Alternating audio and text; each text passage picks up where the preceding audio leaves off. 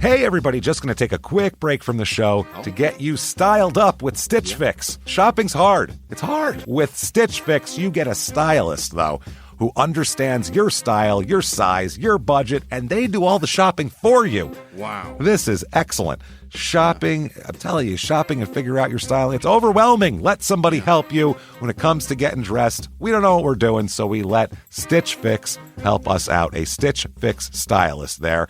They know what works on us. We get the prices that make us look really good, and it feels good. You get some confidence boost walking around knowing that you're looking decent here. Oh, yeah. Yeah, we just give the stylist our sizes, style, budget preferences. We order boxes when we want, how we want, no subscription or any of that required. And they send called Just For Me pieces as well. Like, maybe you'd like this, and it's awesome. Outfit recommendations, styling tips. You keep what you love, you send back the rest. It's super easy.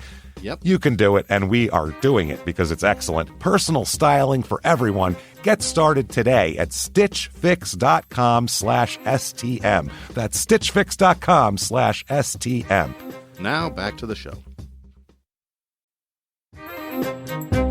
Hey everybody, just going to take a quick break from the show and tell you about Noom. Has Noom helped you? I believe it has. Oh, that's got an app. You can do tracking. It's terrific. It does. And Noom builds personal plans that can meet individual needs. That's the thing. Takes into account any dietary restrictions, medical issues, other personal needs. That helps build a plan that works for you. And yes, so I know that you've had your own personalized program here that you've been working on. And it's weight loss This is weight loss results that last. They stick around because you get yourself into a lifestyle change. That's what matters. That's mainly it. You can't just say, I'm going to cut that out for a month and then go back to it. That's not what it is.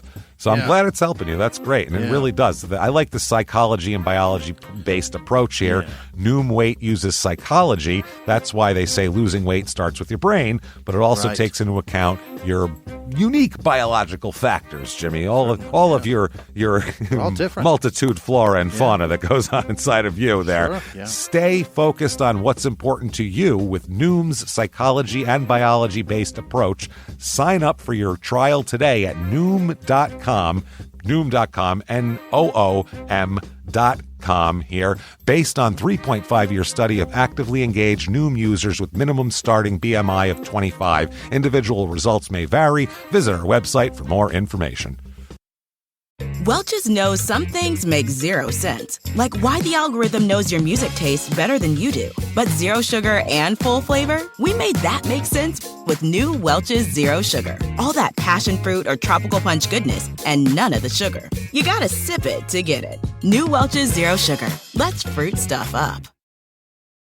This week, in Machiasport, Maine, a bubbling feud between two families leads to a day of videotaped violence that is so remarkably brutal and insane that people have never stopped talking about it. Welcome to Small Town Murder.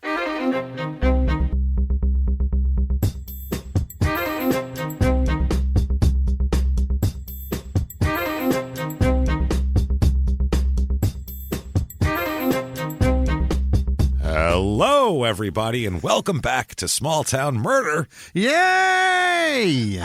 Yay indeed, Jimmy. Yay indeed. My name is James Pietragallo. I'm here with my co-host. I'm Jimmie Whisman. Thank you, folks, so much for joining us today. Jimmy is distracted because we're trying to figure out the pronunciation of this town. He's literally looking it up because it's Machiasport or Machiasport. We're not sure what it is. Or Machiasport. We've seen... It's crazy. So we have no idea. Either way, it'll be said in a weird Maine accent where it'll be like, Machiasport, and you wouldn't know what it was anyway. Some guy whittling on the porch. Yeah. So doesn't matter. Either way, welcome and thank you for joining us. We are very excited today for this episode. This is a really, really, really crazy one. This is like I don't even know how to describe this. We'll never mind. I won't describe it. We'll just get into the episode here. Quickly, though, thank you for your reviews this week. They do help a lot, so thank you for whatever platform you're listening on. Also, head over to shutupandgivememurder.com right now. So much stuff on there. First of all, you're going to get all of your merchandise, tons of new stuff up, I know. Sarah making designs, all sorts of cool stuff on there. And as well, live show tickets. You want those? Hell yeah. We are April 8th, April 9th. We're in Pittsburgh and Columbus, respectively. Columbus, that's like 2 weeks Ohio. away. It's like 2 weeks away. There's some tickets left. Get your tickets right now to those because it's going to sell out and probably pretty soon here. So thank you so much for that. We're excited to go to those places and get your tickets for the rest of the year. Yeah. We have Detroit. We have Cincy and Detroit are up next. Those are sold out. A lot of these are sold out coming. Yeah. New Orleans, looking at you. Yeah. Florida, we're going to Florida. Yeah. Tampa and Orlando later on. Get your tickets there. Those I know. San Francisco still tickets left, I know. So those are most of the rest of them are sold out. But you can find your tickets. Thank you for doing that. Patreon this week is cooking. Oh, my goodness, is it funny. Oh, boy. Patreon.com/crime and sports. Anybody $5 or above, you're going to get access to what, Jimmy? Oh, everything, James. Everything. Both. God damn it. Small Town Murders bonus episode, Crime and Sports bonus episodes, the whole back catalog. You got over 100 of them on there. Everything. All of it. If we make it, you're going to hear it. This week, Crime and Sports. It's a fire sale. You want everything? Give us $5. You can have everything. You can have it all, including personal ads this week on Crime and Sports, which is the best one we've done so far. By far, I think.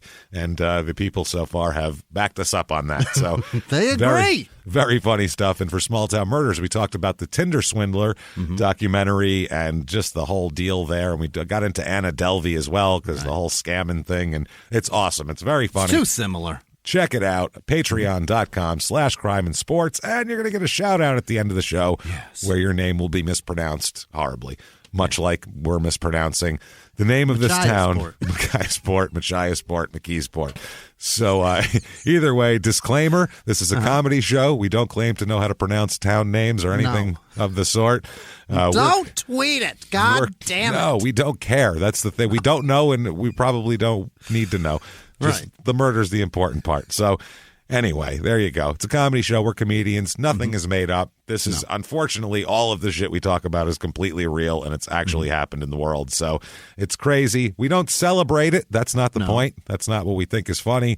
We're not into the murder porn thing of, and then her head was removed from her body. Gross. That's just weird, and we're not into that. That's why we make jokes, to try to kind of lighten the mood. But what we never do, is we never make fun of the victims or the victims' families. Why is that, James? Because we're assholes. Yes. But we're not scumbags. That's the That's deal. how that works. If that sounds good to you, welcome aboard. You're going to hear an insane story. If not, if you think true crime and comedy should never, ever go together, maybe you shouldn't listen. Or maybe you should, and it's not as bad as you think. It's not that bad. It's not that bad. Small Town Murder. It's not that bad. Make that a T-shirt. That's our T-shirt right there. So for everybody who wants to hear a great story that's not that bad, I think it's time to sit back, clear the lungs, Jimmy. Let's do it. And shout, Shut up and give me murder. Let's do this, Jimmy. Let's go on a trip, shall we? All right. We're going all the way across the country. We did Arizona last week. We're going all the way to Maine this week. I love Maine. And this is as far to the east as you can get in this country without being in Canada. Okay. That's it. It's Machiasport, or Machiasport. One of the three, Maine. Machiasport. You will find multiple pronunciations. Yeah. Good luck. This is, you know how Maine, northern part of Maine juts out big into Canada there? Mm-hmm. Well, this is where it comes down and connects. It's the farthest east. If you go just a little more to the northeast along the water, you will hit Canada. It's just right there. It's very right close. At the tippy tip. Tippy tip over there, down east, I guess you'd say. It's about an hour 50 to Bangor, Maine. About 3:40 to Portland, Maine. So it takes a while. Love that. And 2 hours and 29 minutes to Hartland, Maine, which was our last Maine episode 210. So it's been a while. That was A Secret in Every Hole, which there's a lot of. That's gross. It's pretty gross, and the episode was gross and a very good episode, though. So this is in Washington County area. A lot of Washington. How many have we covered there? Washington and Jackson County are the most popular. In this area, too, because it's New England, I'm sure, I'll bet you there is, a laundry. I'll bet the list of things named Washington in this general area is disgusting. It's a lot. Now, the county we'll start with. Area code 255.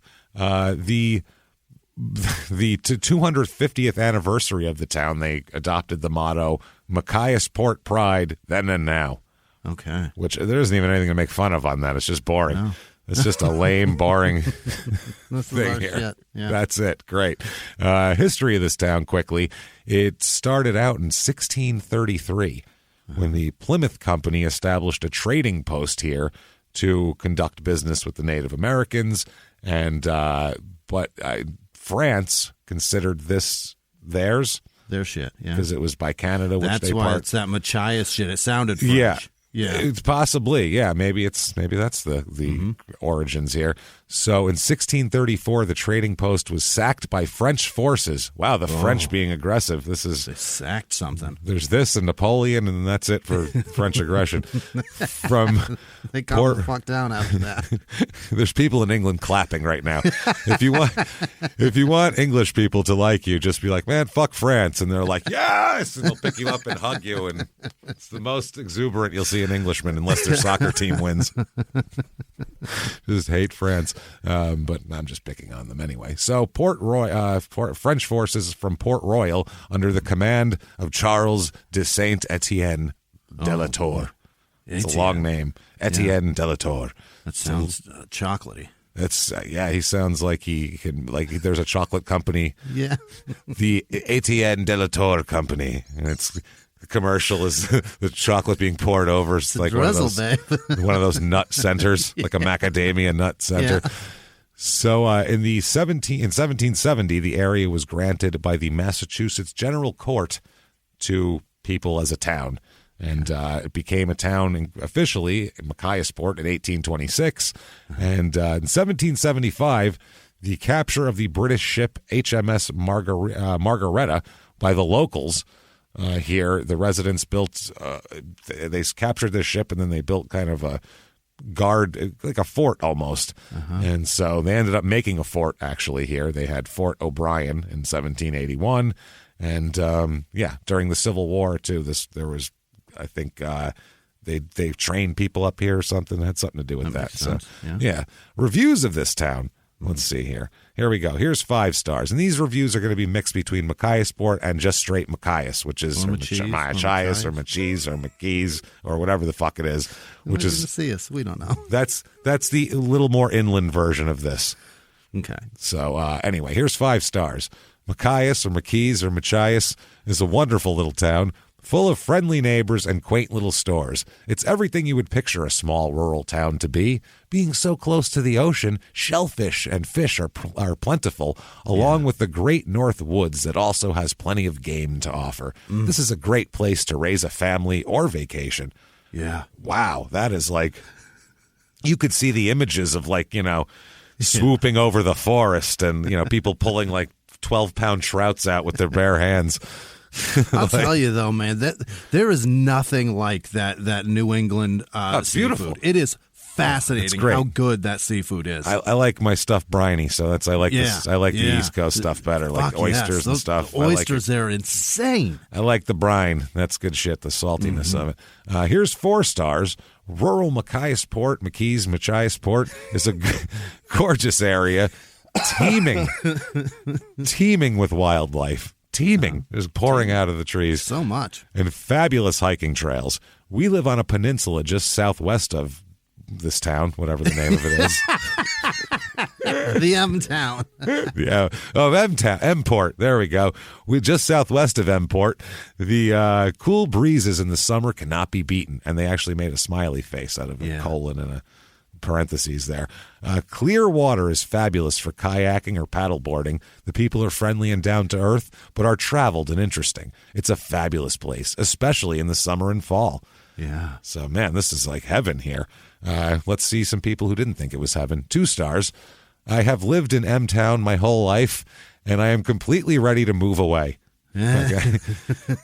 There is absolutely nothing to do around here, and for teenagers especially. If we want something to do, we have to travel an hour or so to the movies, Walmart, etc. Yeah, completely and absolutely. Completely. If you're a teenager, that the outdoors don't quite do it for you unless you have drugs. You know what I mean, or a keg or something. You need something to get your attention. The outdoors is so much more fun when you're fucked up. It's made for that. Yeah. People camp to go drink in the woods, I thought, and smoke weed without being annoyed. Yeah. When I hear stand-up comics talk about how awful it is to camp and pretend you're homeless, I'm like, dog, that's not the reason we're there. But if only there was a place in America you were allowed to drink. What are we talking about? There's bars on every corner, your house, the grocery store. You can drink and buy shit anywhere. You don't need to. Yeah, but it's the outdoors and being fucked up while you're outdoors. It's awesome. You don't need to shit in a hole to get that experience, though. That's the difference. There's You can go home after. It's not good. Hobo fantasy camp. Just don't go so far from home that you got to stay there overnight. Oh, yeah, that's not good. Here's 2 stars. Drug overdoses in this area have peaked to an all-time high. Oh. No pun intended, they actually say. Jesus. That is high as fuck. There have been several of our young people from this community die recently, and the police have yet to hold the people responsible for peddling this poison to our children. Damn peddlers, hippies, beatniks, these damn beatniks. It's just the way they say it. It's just funny. In the meantime, the crime rates are up from the ones that get addicted to support their habits, which in turn places them in a total loss or total lose-lose situation, while the drug dealers profit and prosper. Disgusting. Yeah. My God. Why don't you tell your kids mess that? Jesus. Yeah. Wow. Okay. People in this town, population is 961. So it's a small little town here. Tiny. It is 59% male. That's wild. I don't know how the fuck that works, man. Median age is 48.8, so way older than normal, which is strange. A lot of good amount of old people here, though. It's an older crowd. Teeming with wildlife too. Seeing a deer is like more frequent than seeing a woman. It seems only 40%, and they're all older. Like this is not a good place to be a young man or woman. It's tough. Well, young woman, you're in demand. Kids, don't move. You'll scare them. She's drinking from the creek. Wait, stop! Don't spook. No, don't spook her. She's drinking from the creek. Just watch. Just can you just watch? Jesus, let nature be nature. She's gonna get away. Don't be weird. Don't be creepy. So it's 29. Oh, here we go. Not a lot of single with children either. So it's either older or they're married. Race of this town, 91% white. It is 3% black, though, which I'm actually very surprised for a rural Maine town way out here. That seems like more, not that that's even close to the average, but it just seems like more than we'd expect from experience with our show here. So we have 2.9% Hispanic and 0.4% Asian is how that's working. Religion in this town, it's so beautiful here. People are just like, no, we don't. Do I need God? Yeah. Sunrise. That's what I need. Salvation, it's out my window. 18% religious, which is one of the lowest we've ever seen here. Yeah. It's spread around 3% here, 4% here. Doesn't matter. The politically in this town, last election, 39% voted Democrat, 58% Republican, about 2.5% independent. And economy, the unemployment rate is pretty low, but the median household income isn't that great either. It's $44,412. Normally it's about $53,500 for the rest of the country. So not terrific when it comes to that. The cost of living, though, 100 being regular, average. Here that's 92. Is that right? So not terrible. Housing, though, is only an 86. Yeah, that's pretty what low. I love about Maine. Yeah, median home cost here $169,200. Yes, sir. That is good stuff right there. And if we've convinced you that ocean views and breezes and everything like that are for you, and crystal clear waters and whatever the fuck, we have for you the Mport, Maine Real Estate Report.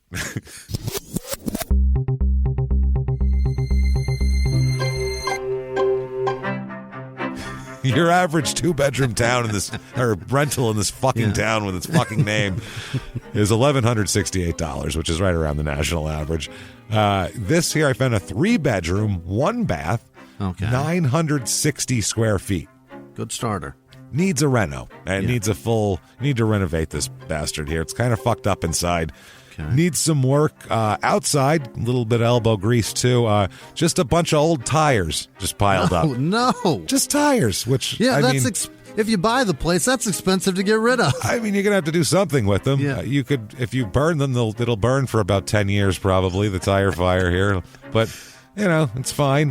There's some weird cowboy decor in one of the rooms. Oh, boy, of course. One of the kids was clearly into it. So I think that's when it was decorated in like 1959. Kid watched The Lone Ranger and then decorated his room. 1959 Toy Story theme. Yeah, that's what it's old school like that. $69,000 for this bad boy. Wow. So I mean, you can do some work on it. Do you see the real estate there is so inexpensive? That's cheap, man. Winters are a motherfucker, but 69 grand? That's amazing. 69 grand. Here we go. This one here is in M-Port proper here. Yeah. 2-bedroom, 3-bath, 2,474 square feet. There you go. It's a weird house. There's different levels, and it's laid out weird. Wood everything. I mean, bizarre. It is there is not. I didn't look that hard, but I think there's probably wood countertops if you look close enough. No, we got wood. What is that? Granite? Is that a slate? No, that's wood. Is what that is. I got a splinter brushing my teeth. Yeah, it's very nice. Our bathtub, wood. It's strange. Replace it once in a while, but very amazing water views all around it, though, too. Sure, it's fucking beautiful. $399,000. Unfucking real. To look at the water and live in a beautiful cabin. That's 2,500 square feet. That's pretty good. Compared to the rest of the country, that's amazing. It's a tinderbox, but it's fan-fucking-tastic. Yeah, it's gorgeous. And then finally, 4-bedroom, 3 baths, 3,285 square feet. Big old house. Built in 1832. Oh, God. Which is goddamn cool. Has like an office area in it, too. It's a big, cool, old, historic, badass house. Yes. How much? $425,000. I want it. This place is great. I'm gonna make one of these days. I'm gonna get my nest egg, and you'll never hear from me again. And you'll just know, like Andy Dufresne, it'll be somewhere in Maine. You'll know that will be my. What was it? Wherever the fuck he went. San was something or other. Zihuatanejo. I'm going to find Zihuatanejo, Maine. That's where I want to be. We'll let you work that all out on your own, and you can. Oh, that's fucking amazing. I love Maine. It's fucking incredible. Beautiful so shit. Cheap. Winters, forget it. They are 9 months long. You're in Canada. Enjoy. It's fucking cold. But the summer, boy, that 41 days of summer is just phenomenal. That 48 hours is incredible. It's not bad. It's a good weekend. It's a good long weekend. But you get water views, and I don't want to be in that water anyway. It's so I don't want to be in the ocean. It's cold, and there's fucking sharks in it. I want nothing to do with it. Yeah, I don't go where they live. They don't come where I live. I don't expect them to be in my house. I'm not going to stay out of my splinter box. Things to do in this town. First of all, the Machiasport, whatever the fuck, Wild Blueberry Festival. Yes. Holy shit! Bring it on. They say it's come for a wildly, all capital letters, wildly fun time. ESPN was here a few years ago and live broadcasted the blueberry pie eating contest. Is that right? Wow, and they wonder why their stock prices are in the shitter. Gee, I wonder. Gee, Disney, this is the type of shit here, and ABC or whoever the fuck is their umbrella. I know they both own it, but whatever. Yeah. This is I want to go to disaster. that dressed as Violet Beauregard. This is why ESPN has had to do layoffs and shit for years, because they broadcast the blueberry pie eating contest from fucking some town in Maine that no one can pronounce. Anything you can bet on, ESPN will cover it. They'll do it. I'll take the fat guy. Yeah, which one, wise ass? So, it's 6 fat guys and a 96-pound Asian man. That's probably the blueberry eating contest. It's every eating contest. So the Machiasport, whatever, Harvest Fair also featuring the Down East Revolutionary War enactors. Oh, those people. Oh, man. There's also a chili contest. All right. So you're going to have old men, older guys. Everyone in all these war reenactors, it's a lot of older guys. Yeah. So you're going to have older guys with bellies full of chili running around pretending to fucking fight the British off, which is going to be hilarious. So much farting. They're going to try to time their farts with musket blasts, Farting. Those men are going to shit hot lava. Well, that's later. I feel like when it first hits the system, it's going to cause a gaseous explosion that's just going to be worse than the muskets. There is fudge and cornbread judging. Okay. Don't you judge my cornbread. Here's something I never heard of, or I've heard of like with like a machine they used to show it on ESPN, but pumpkin tossing. That sounds like you take it in your arms and toss it like with a person. That doesn't sound that doesn't seem fair. You'd have to have certain weights of them because pumpkins grow different sizes. It's going to explode when it hits the ground, right? That too, yeah. So one pumpkin per. Maybe they throw it on like a big cushion so you can use the same pumpkin over and over. Yeah. Here we go. A rubber duckies race. Okay. I guess you can do that. Yeah. All-day helicopter rides. And then the crowning jewel of the whole occasion, the seagull calling contest. That's easy. You just drop a piece of bread and you go, I win. Done. Everyone else is like, here, chicken, and throw a handful of cornbread. Boom. Sup, I got them all, fuckers. Yeah. And then marvel at the gulls at your feet. Take that. And how's that call working out for you? I threw a used diaper. Sup? They're pecking the fuck out of that thing. Yeah. That's Gerber stage 1, bitch. Take that. So, that's when I fell out of love with those things. I used to love seeing them when I'd go to the beach, and then my kids, I changed a diaper at the beach and set the diaper on the ground. Yeah, they're going to attack that thing. And I look down, there's 4 gulls. I'm like, yeah. They're my sky God. rats. They're sky rats. They're fucking nasty. They'll eat anything. They'll eat anything. Margaretta Days. Oh, about the boat they captured. Yeah, that's Margaretta Days, which celebrating the American Revolution down east, specifically the Battle of Margaretta, of the Margaretta, first naval battle of the American Revolution and the beginning of the U.S. Merchant Marines.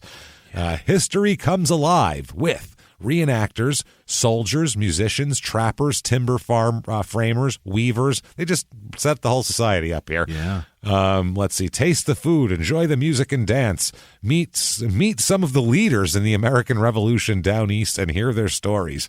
Oh, Jesus Christ. Aren't this is going to be dead guys? Yes, you're going to see guys pretending, like Stupid. when you those historical tours in Boston and Philly where you follow some dipshit in a wig and he tells you something right. bad, dressed like in a bad half British accent, dressed like John Adams. Yeah, I'm Benjamin Franklin. No, you're not. No, you're not. You're worse than a mall Santa Claus. You're not even fat. I bet you don't even have venereal diseases, you fucking loser. So, how committed to your craft are you? Not very, pal. Get out there and eat bad pussy. Oh, you got to be out by 4 for your community theater rehearsal. Sorry. Okay, you can leave now. Crime rate in this town, property crime, a little bit high. It's about 25% over the national average. So a little bit high. Maybe these are the crackheads we speak of. Also, a lot of tourists and things like that. Sure. Violent crime, though, murder, rape, robbery, and, of course, assault, the Mount Rushmore of crime, is only 1/3 of the national average. So it's pretty fucking low. I mean, it seems safe outside of accidental drownings in the cold, cold waters. I don't see it. So that said, Jimmy, let's talk about a murder, shall we? Let's do it. Well, more than one murder, but let's talk about some murder. Let's put it that way. This story, holy fucking shit. This is... Boy. It's the type of thing that small town murder is all about. When you hear small town murder, you imagine this type of story to me. Like this is crazy, and this couldn't happen. I feel like if this wasn't such a rural place that we're going to talk about, like this particular area, this neighborhood, that others would have intervened and none of this would have happened. It's very strange. Okay. Like the police in this area, they were like, I don't know, those fucking people out there, whatever. Like, I'm not even going to deal with it. Like, they were almost dealt with them like they were the whites. Like, if they don't come down the hill, let's not fucking go up the hill. Let's just keep it amongst themselves. Yeah, like the whites of West Virginia almost. It's just crazy. So let's talk about some people first off. Let's start out with that. Let's talk about our story will take place mostly in 1989. Give you some ages, and that's what they are in 1989, and then I'll go back and tell you their history a little bit. So in 1989, Michael Glenn Phillips is his name. Oh. Michael Phillips. He's 38 years old, and his wife, Florence, is 41 years old. Mike and Flo in 1989. Okay. Now, a little bit of history. Florence was married before Michael. Back in the day, in the in the 70s, and she was married and had 5 children. Oh boy! From a previous marriage. So her and her husband were divorced, and the children end up, some of them stay in Indiana. Only one is living with them in 1989, and that is a 10-year-old little boy named Michael. That's the only one. Not a junior, but she married another guy, and the baby's name is Mike. That's great. Exactly. So Florence also has a daughter named Sandy that we'll talk about, and Sandy was 5 when Florence married Michael. And Sandy says that Michael was always like a dad to her, and is always the one that's there, just like a father. Like never even thought twice about it. So it seems like everybody kind of integrated as a family well together. Yeah. So with 5 kids, it's tough. So Florence is actually from Machiasport, Maine. That's where she grew up, but she moved to Indiana during her first marriage with her husband because her husband was from there. So then she went back home. And her daughter Sandy said it was always her dream to move back to Maine. She loved it so much. After all of us older kids were grown up in 1985, they decided to do it. I get it. Go back to Maine. They had one younger kid. So 1985-ish, they moved to Maine.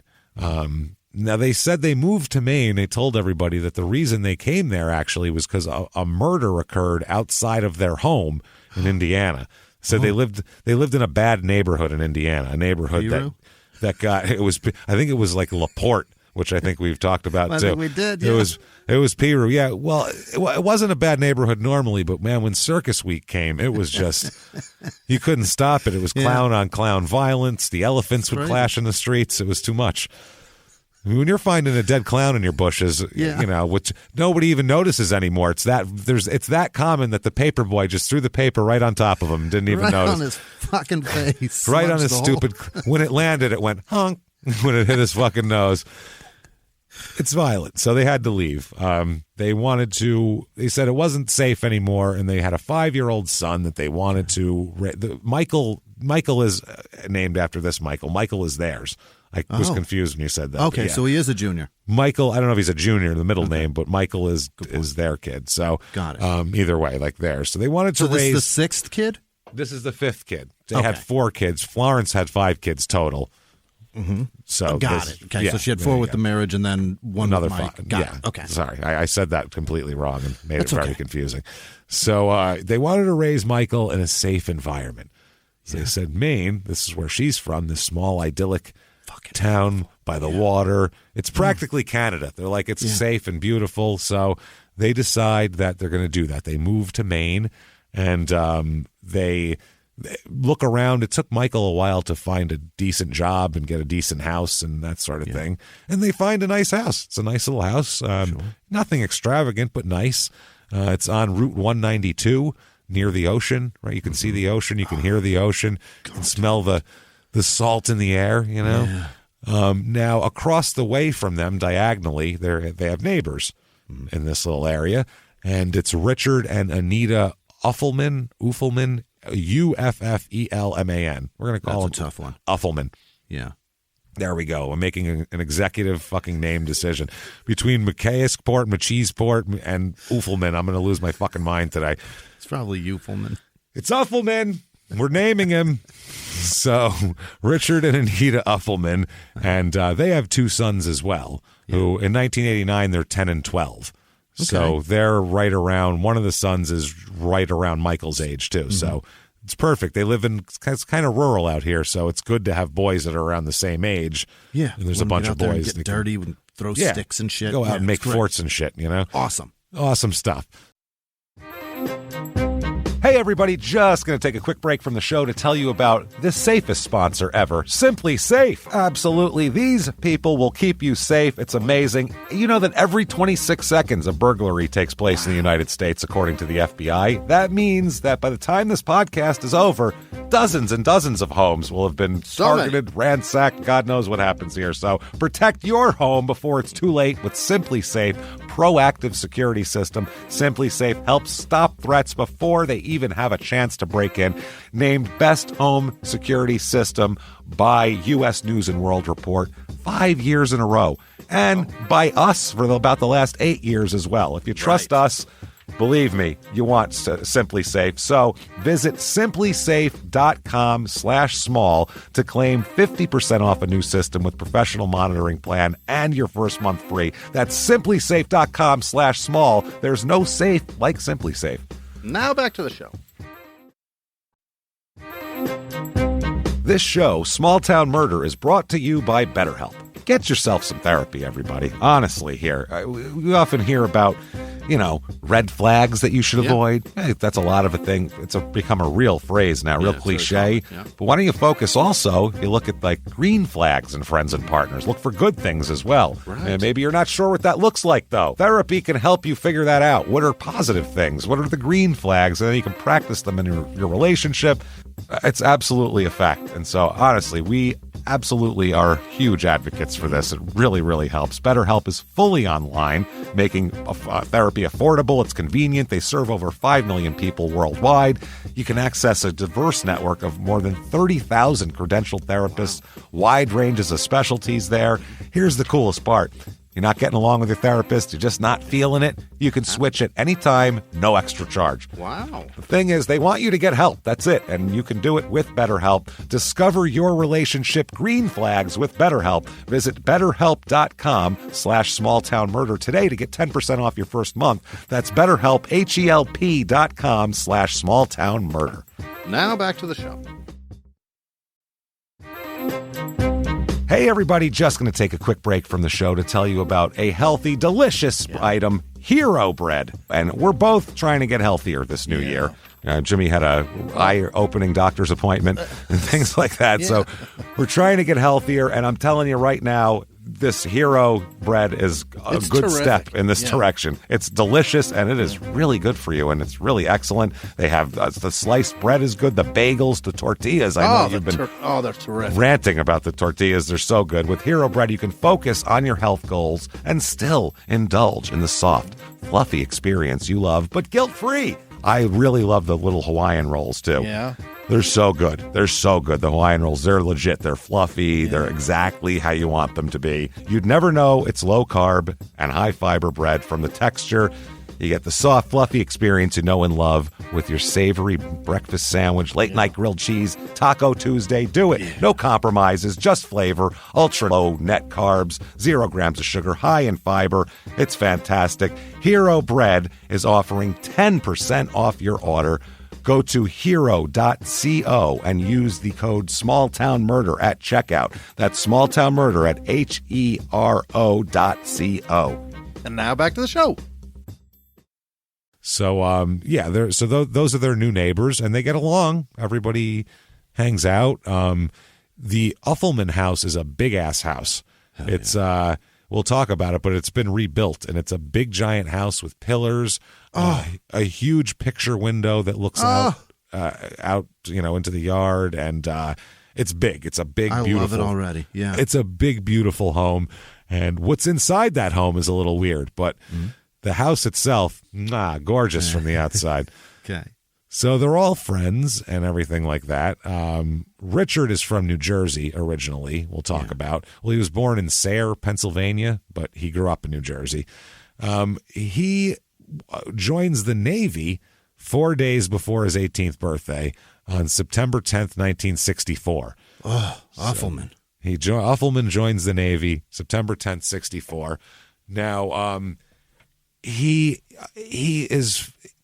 joins a unit here, which if he would have, the training would have led to, if successful, he could have been a member of the Navy SEALs. It was trying to be a diver type guy here. Hero.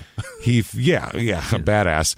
He first had to complete a 1-year fleet tour and was assigned to the Navy Communications Unit at Cutler, Maine. So that's how he ended up anywhere near Maine. Now, here's one thing you'll hear about Richard all through, whenever he's described forever, even the organizations he does charity work for, he's always described as Richard Uffelman, a disabled veteran. Okay? Oh. Now, when you hear the words disabled veteran, you think of... What do you think of? From King of the Hill. You think of someone who was injured. Yeah. Missing legs, knee down, shit like that.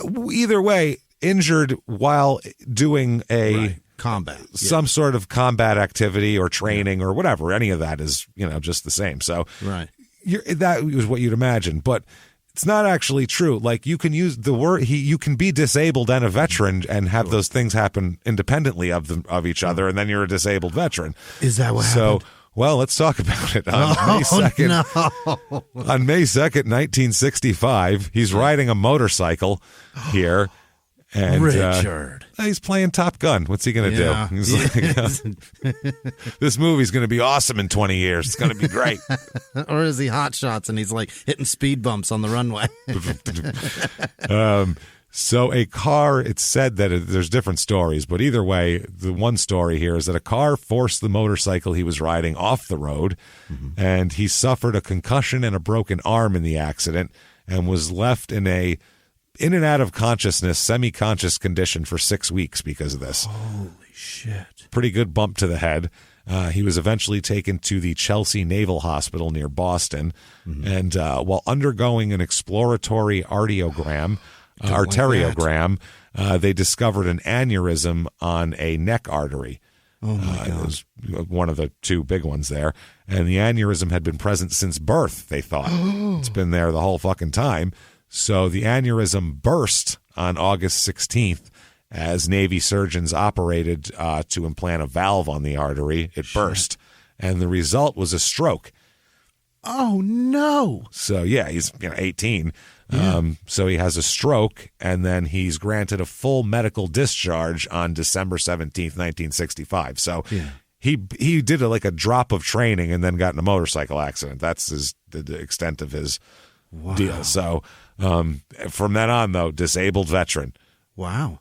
So, yeah, that's how it goes. So he is, he's discharged with full disability as well, which is sick. Interesting because that's kind of off the, even like I don't know how the military works, but I know like if you're a football player and you get in a motorcycle accident, they can void your contract for that. Sure. I don't know if that's whatever. Either way, there he goes. Especially if there's like a safety clause. But, I mean, military doesn't have that. It's just go live. If it's not on the clock, go live your life. Absolutely. I found the original article in the paper, and it says Sailor 18 badly hurt and mishap.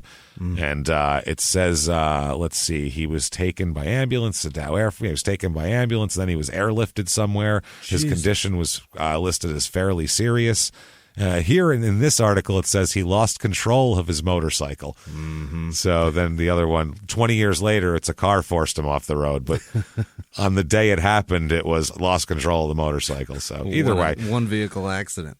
Yeah, that's what I mean. Yeah, no one else was hurt or hit or anything. He was the only one. So, anyway, wife here that he marries is Anita.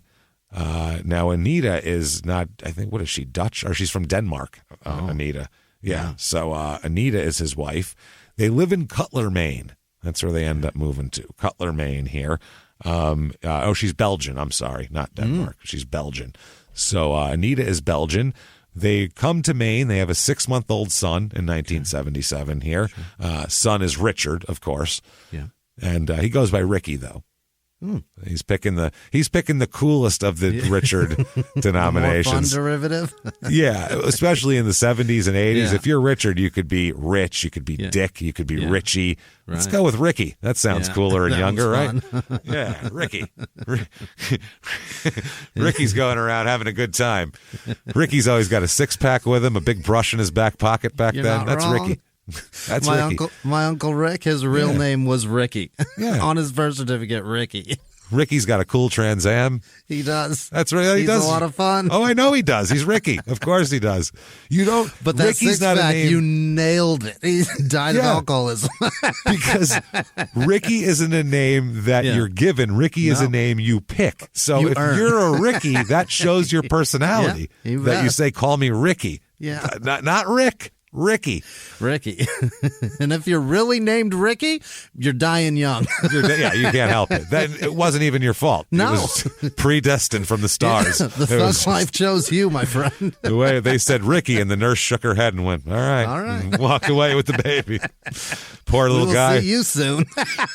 Rubbed his little head and went, it's not going to last long, little guy. It's not going to last long. My uncle always had a six-pack with him, but if he opened one, he'd go get another one out of the fridge and fill that six-pack back up. Oh, my God. Well, Ricky either dies of cirrhosis at 52 or he dies on a rope swing at a creek when he's 13. One of those two places. Those are the only two places Ricky's have ever died. He mashes his head against a giant rock. Yeah, he's the one who's like, I don't give a fuck. I'll see if it's deep enough. Right. That's Ricky. He's the guy who goes first. This. Everyone's like, go, Ricky. Oh, shit. Then everyone runs away, and they find Ricky. They find Ricky 3 days later because the kids are too scared to say anything. You guys want to see a dead body? Yeah. And then 20 years later, the kids are like, there's a kid named Ricky that died here once. Of course there was. Of course there was. There's always, wherever you are, a kid named Ricky died there once. He sure did. Especially if it's somewhere fun.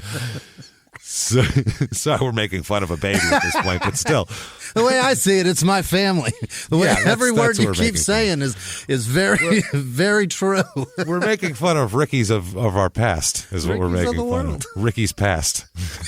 All the Ricky's past we're talking about.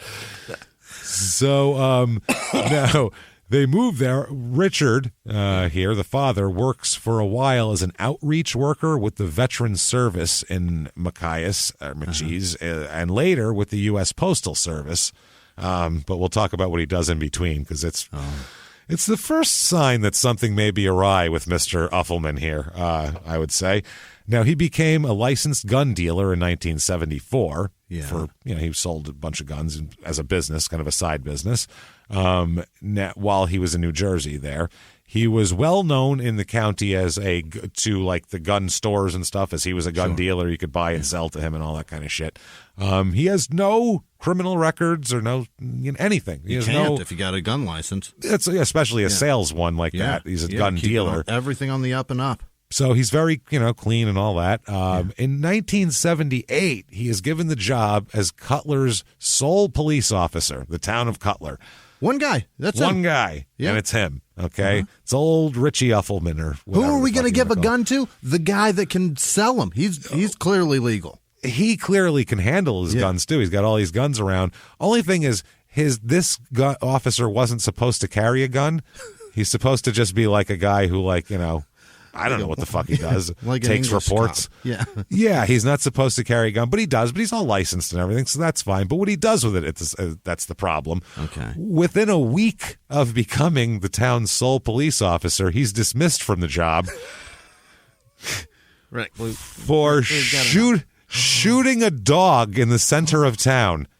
What? He shot a dog right in the fucking town square, which freaked people out, obviously. People are dragging their children away. He shot that dog, Bobby, and then they fired him for that because you can't do that. No. That's crazy. I don't know if that was like an example to the others. Like, listen, motherfuckers, pop, pop. What you think of that? That's crazy. Either way, I don't know what his thought process was, but he shot a dog. Drag it out there by its collar because he pissed on somebody's yard? I don't know. I don't know if it was a vicious dog that was attacking people. Whatever the case is, he opened fire in the town square and shot a dog, which you're not supposed to do any of that if you're Cutler's sole police officer. None of that is part of your job description. So he gets fired after that. Mm-hmm. Now, the guy who had to fire him, a Mr. Cord is his name with a K. Yeah. He said that after he had to fire Richard threatened to kill him, and that's a basic threat. Yeah. I'll kill you, you bastard. People say that, but it's the details that he adds to it. It's almost like a cake is a cake, but it's not like a wedding cake, so you put all the fluff on it and shit. Yeah. It's one of those things. He put some piping on it here, hardcore, with I'm going to kill you, quote, and destroy your house with a homemade rocket that I made. Wow. I made a homemade rocket, and I'm going to blow your house up with it, thus killing you. And I'm going to kill you. P.S. I've been building bombs. Very propelled bombs. Right. Air-propelled. Self-propelled explosives. Fucking, yeah. Watch your ass. I'm making military-grade weaponry over here in my house, so, I don't like that you fired me for something that I obviously needed to be fired for. You can't shoot a dog in the town square when you're not even supposed to have a gun and expect to keep your fucking job. Your job out there right now that you have, whatever you're doing, if you're at work right now, if all of a sudden there was a dog in your office, at your warehouse, or wherever in your kitchen, and you shot it, Yeah, you draw down on that. Your job doesn't involve weaponry at all, but you shot that dog. Are you going to keep your job? Probably, do you think? Probably not. You're going to probably pack your shit and leave I guess at this point we should just be thankful he didn't shoot one of his fucking tomahawks at the dog. That's true. I know how to solve this. You just be thankful I didn't. I got the dog and the diner. Fuck this place. Thankful I didn't surface to air that motherfucker. I mean, I have the capabilities. I'm just saying. Don't mess with me. I could have stingered that sumbitch. Oh, my God. No, Mr. Cord, he said that the guy was way too, he brought gunplay in the first week with a dog, so obviously it was a little much. And this Mr. Cord said, quote, "The only crime we've had in Cutler in years was once someone stole some branches from a balsam tree for Christmas wreaths." Some branches off someone's tree. That's all. That's investigate that. That's all their crimes. Wow. And he said, quote, "But I believe Uffelman's solution to life was, quote, get out a gun and blow it away. I really lived in fear he would come down the road and shoot me." This man has some issues, huh? Yeah. If he'll scare someone to that point where they're like, that's how you're thought of. That's interesting. So in 1979, I don't know if it was the embarrassment of the dog incident, but they moved to Mport here. Okay. In 1970, there we go. Machiasport. They move here in 1979, and he becomes a member. He's giving out awards. He gave an award. He's the representative for the American Legion's Disabled Veterans Outreach Program. He's giving out awards to people and all that, and yeah, there's people coming in with like combat wounds, and he's giving them awards, and he's like, "I'm a disabled veteran too," and he's like nodding his head. I drove my motorcycle off the road and then had a medical problem. Suzuki 750. What about you? That's interesting. So he then moves into the house on Route 192, I believe it is, here. So moves in there in January of 1979. Okay. Beautiful, right? Ready to go. Right, pretty much with the new year of 79. Sick. February 14th, 1979, the house is completely destroyed in a fire. Oh, my God. Weird. So weird. It's an old house, stood for however long. He buys it 5 weeks within, fucking burnt to the ground. One of his scuds go off in the fucking basement? I think that's what happened. While he's sleeping, a scud just goes off. He was building the original Patriot missile defense system, and he just had an accident down there. It didn't quite work out. So, yeah, it destroyed him, destroyed all this shit. 3 fire departments had to come here. Yeah. It was below zero outside when this happened. Oh, dear God, it gets so cold. Harder to get water on that when it freezes immediately. Right. So, fuck. You need a lot of water pressure to keep that water flowing. Shooting ice cubes at it. Yeah, it's going to, anything sprayed literally will freeze in the air before it hits the ground. So that's what you're going to make snow. That's what you're going to, we're snow, make it snow on this motherfucker now.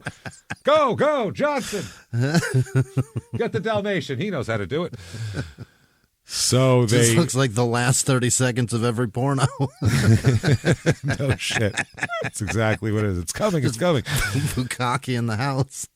Oh man. So it wasn't 5 weeks. I'm sorry. It was 2 weeks ago. Wow. He purchased the house from a guy named Leon Wyman 2 weeks earlier. Yeah. And reportedly had been at the house earlier that day. I bet Wyman cried his eyes out. No shit. Well, he wasn't there. Alf Uffelman had been at the house earlier. Yeah, but he heard about it. Yeah, he found 2 out. weeks after he moved out. The cause of the fire was being investigated. They could never figure out what the cause of the fire was either. That was the other thing. Mysterious fire. The Wymans had vacated the house about 2 months ago and moved to New Hampshire. It was 1:48 a.m. is when it happened here. So the Navy's firefighting unit in Cutler had to come here. And all sorts of other firemen. So they rebuild immediately. They collect the insurance and rebuild the house that they want there, which is pretty funny. Oh, wow. Yeah, it's interesting. Didn't like where that living room was anyway. No, you know what? Rather than remodel, what's it cost to remodel? Well, burn it to the fucking ground is the way I'm looking at it. So they rebuild, and they rebuild the house with the pillars and the bay window and all this shit, and he names it. He gives it a name, Jimmy. What? 5 Posts Estate. Not bad. 5 posts. Yeah, Not bad. 5 posts estate is his. Sounds like his, an Indian trading post. It does. That's exactly what it sounds like. It's on the way to Vegas in northwestern Arizona. Sounds like it's in fucking Alamogordo, fucking New Mexico. It's right outside Wickiup is where it is. You pass Snoopy on the rocket, and then you hit that. It's right after. I think there is like a 3 Arrows or some shit out there, so that makes sense. Probably many towns with many different arrows, I'm sure, in the west there. So they rebuild. He describes it as 5 posts estate. What it turns into, it's a family house, obviously. They have another son in 1979 or 1980, so they end up with 2 young boys here. And this is fucking crazy. He makes in this house, in addition, well, when you build your house, you can build it any way you want. Hell yeah. He chooses to put secret rooms with weird, like a castle. Take it easy, H.H. Holmes. Yeah, dude. Secret rooms, hidden passageways, hidden also tunnels that lead outside. He had tunnels dug under the shit so they could crawl from secret rooms out of their house to far away in the yard, and they pop up at a fucking target range that has man-shaped targets in it. Oh, this is frightening. This is fucking insane. Yeah. Also, we'll get into these daily military drills with the boys as well. And not like push-ups and I'm going to get these boys in shape and get some military order in this house, whatever, and have them doing laundry. No. Create a scenario. There's a helicopter on the roof and there's men on the grounds. Try to get out. There's a very specific scenario that they create that is what they're training for. So daily military drills, all sorts of kind of weird pseudo-military themes to the whole thing. He's acting like he's got his own militia in his house. It's just him and his boys and his wife, sort of. He reminds me of, on Reno 911, Zach Galifianakis character when he's outside the trailer and he's got 5 kids and he's always like, I don't know what you're talking about. That's who this guy reminds me of. He really does. So rumors around town, because, shooting a dog and shit like that, rumors spread in small towns, even from town to town. Rumors circulated that he had a steel plate implanted in his skull after his motorcycle accident, and his mental problems are caused by the plate. And also that they said he has severe after effects of the bends, which is a decompression thing. A decompression sickness is the other name. It's if you go down way deep in the ocean, you have to decompress for a certain amount of time. Sure, you got to come up slow, right? And if you don't, you get the bends. It's a fucked up thing. The bends. I don't think I've ever heard of that. He had. Turns out though he has no steel plate in his head at all. The aneurysm was the problem. But everyone around town's like, he got a steel plate in his head and he's still fucked up from the bends. And then they just shake their head and walk away. That's literally what everyone does with him. Steel plate and the somebody bench. Explained a weird situation they had with him, and now everybody just says that. That's what it is. And he only experienced 2 minor occurrences of the bends. One resulted in a rash, and the other in pains in a knee and elbow joints. And this was in 1968. So this has nothing to do with anything, and he has no steel plate. But that's the rumors. 11 years ago, he had some arthritis. He's still 30 years later, 25 years later, he's still feeling the decompression after effects, and the steel plate is messing with his skull. So it's weird. So May 1st, 79 is when Jerry is born. Gerard is his name, but Jerry is what he goes by. So Ricky and Jerry are the kids. Fantastic. So by 1989, we'll talk about, it's Ricky and Jerry, the 2 sons. They're 12 and 10. You got Richard and Anita. They're the Uffelmans. They're in one place. Fam.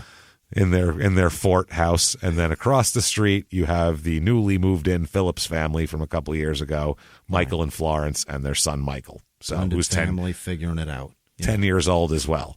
So now Richard is described in the 80s by everybody as an authoritarian type with his family. And they said, though, but he was also, a lot of people said he was just a believer in good order and discipline.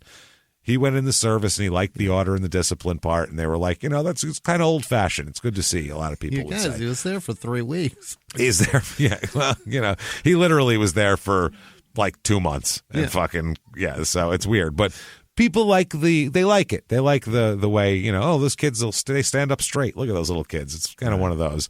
But the weird parts are he put several security systems on his house. He had like multiple security systems. He had sirens all over, like built into his house. He had these weird like air raid sirens. Yeah. Loud as fuck. He had loud speakers that he could talk through that were insanely loud as well. He had aircraft landing lights mounted on the corners of his house. Do you know how bright aircraft landing lights are?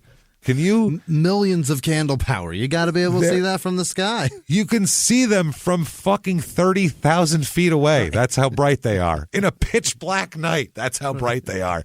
He puts them on his house. Wow. Imagine what those are like when they're on, pointed at your neighbor's house. You know what I mean? Like green one on shit. this corner, red on this corner. That's got to be so bright. And they're flashing. It's so bright. No, I think it's not the flashy green. It's the bright lights of the fucking, when it's landing, the bright, steady light the plane has on it, the white one. That's what it's a spotlight. Why the fuck would he have a flashing yellow red light? What the hell good would that do? That's what the airport has. There. Now it's weird. Like, that's what I was seeing. No, the bright light that when a plane's landing at night you see in the front, the big giant the headlight. The blinding fucking light. That's crazy. That's insanity. Yeah. And what do you power that with? That doesn't screw into a regular socket, does it? You got to get a special generator, right? You got to have a special setup. It's got to run off of like the same thing that your stove runs off of. Like the 220, you know? That's not just like 2-prong, 3-prong. No. There's a special plug for that, I think. It's got the weird blade. Yeah. The weird plug. You got to run it off an airplane battery, whatever the fuck that is. So there was tripwire hidden in the lawn. You've got to be shitting me. Tripwire. It's a peaceful town by the ocean. This isn't tripwire for his alarm system to alert him. It's teeming with wildlife, man. How many deer? How many right raccoons by the ocean. set that shit off? Seagulls even. And a secret storage room, secret passage rooms. He kept German shepherds under the front porch. Oh, that's horrifying. That's crazy. That's like That's like Mr. Burns would keep fucking dogs on it. Release the hounds, and they'd fucking. They just go. They go. So this is the type of living that's going on here. Very much Zach Galifianakis and Reno 911. Paranoia doesn't even begin to put a fucking face on this. So he had like he had his Marine Corps manual as well that he kept with him, a Marine Corps manual that he tutored his sons out of. Like, come on, kids, gather around. We're going to read from the Marine Corps manual. Stop it, sir. You were in the Navy. Yeah, that's the other thing. You're in the Navy. You're a Navy guy. But he taught Ricky and Jerry how to use M1 carbines to lay down suppressive fire. Wow. Before they were even 10. Now they're 10 and 12. We're talking when they're 7. It's like, well, time to learn suppressive fire. I need to show you how to cover dad. Yeah. In case of an attack, he said. Sick. On the house. I mean, as a 10-year-old, that sounds fucking rad. Oh, God. As a kid, you would have thought it was the most fun thing in the world. My dad I get to shoot guns. I'm out here laying down suppressive fire on spring break. If you're a kid, you don't know. Are people attacking? Who knows? Maybe they are. You know, what the fuck do you know? At this point in the 80s, he is the assistant postmaster at the Dennisville post office. Yeah. And, Richard, he has a legal permit for his guns. He still has his gun dealing license and all that. What they were training for were called, this is real, Marty raids. Marty. Yeah. Marty. Now, you would think, what does Marty stand for? Is that like, be an acronym, Marine? Right. No. It's a guy named Marty. It's literally a fucking guy named Marty. That's who they're training for, man. They're training for fucking Michael J. Fox. Marty's coming, everybody. Okay? He's coming back from 2029. Oh my God. If he's got an old man with him with a lab coat on, kill him first. He's the most dangerous. Then he can't get back. Then he's stuck here and we can do with him what we want. Right. So I know, I'll give him Parkinson's. That'll teach him. And then they sent him back in time and forth, and somehow that's how poor Michael J. Fox has it. I like Michael J. Fox too. I feel bad for him. He's awesome. He's one of those. Yeah. He's one of those guys. Seems like a nice guy. He's funny. He's not the greatest actor in the world, and he plays roles that he knows he's not the greatest actor in the world. He's not like, you know. He tried to take himself so serious. He tried it for a minute in the 80s. What the fuck was that drug movie he tried to make in the 80s? Not Less Than Zero, the other one. I didn't see it. Fuck, it was another one that was a book in the 80s about doing coke in fucking New York, one of those type of books. Bright Lights, Big City. That's it. I missed it. Exactly, because no one wants to see that from Michael J. Fox. Right. Then he went, noted, and he went right back to, we'll do Back to the Future 3. Never mind. Noted. We'll do it in the Old West. Here we go. Yep, like he figured it out. Oh, you just want me to be likable. Okay. Yeah, you want me to wear a puffy jacket in 1820? I'm in. Perfect. Walk around looking confused at technology? Great. I can do it. Greg Giraldo used to tell a joke about stem cells where he's like, stem cells could cure Michael J. Fox. And he's like, but one side is upset that it comes from a baby. And I don't know, man. Michael J. Fox is way cooler than any fucking baby. Any baby I've ever met. So, the Marty raids. Yeah. Okay. He kept a house. He had an arsenal of 38 firearms. Jesus, here. Fuck, man. Loaded, too. These are loaded. Loaded weapons in every single... The bathrooms have loaded guns in them. I can understand. You can reach in the back of your toilet and pull a gun out. I get it. Yeah, a little bit silly with two small children running around. When your kids are there, you don't have guns on the living room They're table. trained with fucking carbines, James. They'll be fine. 5 alarm systems. 5. That's a bit much. 5. Yeah. And tripwire and shit. Like That's we said, too far. Hidden stairways, secret rooms, stashes of food and weapons also kept around the house in secret rooms and in certain spots around the woods. In camouflage spots, he kept he kept food caches and weapons and ammo caches and shit like that, which is fucking nuts. He also said that he did these arm drills. Richard did, included his wife and their 2 young sons, and they were quote a regular part of their daily routine. Every day they got a little Marty party. Marty raid, Marty party. Yeah, there you go. Marty raid. You didn't ever watch Frasier. Never mind. That's right. It's a joke from Frasier. Is Marty it? Party. Yeah. Yeah. Well, that's what I thought you were referencing. Do you want to explain it? I want to hear it. It's just his dad's older and not classy is supposed to be what it is, and they're all upper crust, and they want to throw a party, and he's like, why don't you throw a party? I used to throw parties all the time back in the day. What you do, you have the people come over, some guys, some ladies, and everybody pitches in. They called them Marty parties. Everybody loved them. Hey Marty, when are you having another party? Hey Marty, when's the next Marty party? And they were like, thank you, no. Like, basically it was the whole fucking joke. Like, that's all right. Thank you, Marty party. I don't know why. That's what I thought you were referencing. My grandma's name is Martha. We call her Marty, and I call her Party Marty. Hey, Party Marty. It takes two drinks to get her hammered. Also, she does a lot of coke, so that's why you call her. She's quite the party. Yeah, that's obvious. She was Tommy Lee's first wife, I believe. So that's how hard she gave him Hep C. Yeah, that's what I'm saying. And she was like, "Take that, bitch," and then she did a line off his huge cock and walked away. So. Drug her finger over it because some of the coke got caught in the veins. This is why you should never be offended. That's just as Jimmie's grandmother. And this is how comics are with each other. Nothing's off limits. We could talk about exhuming relatives and doing coke off them, and that would be fine too. It's just, if it's funny, it's okay for comics. I just said my grandma got coke residue off Tommy Lee's cock. This is why comics generally, when you're like, how can you not understand that that's offensive? Because listen to us. That's why. To us, just funny is whatever. And then offensive we go, doesn't exist. Context of society. Society. That's right. And we have to think about it for a minute. But otherwise, so they're doing Marty raids.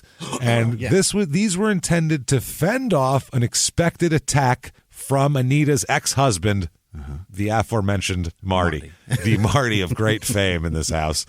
Even though the family had not seen nor heard from him since they left New Jersey fucking 5 years ago. Well, I get it. They have no idea what he's up to. He may be training hardcore, too. We got to set up a solid defense. It's actually since like 1975 they haven't heard from him. They're still doing this in the late 80s. 15 years of that guy. Yeah. Who knows what he's up to? He could have the most elaborate plans. Like, we don't even, like, they could be seriously fucking elaborate plans, man. If we slip one day, we might be behind his assault.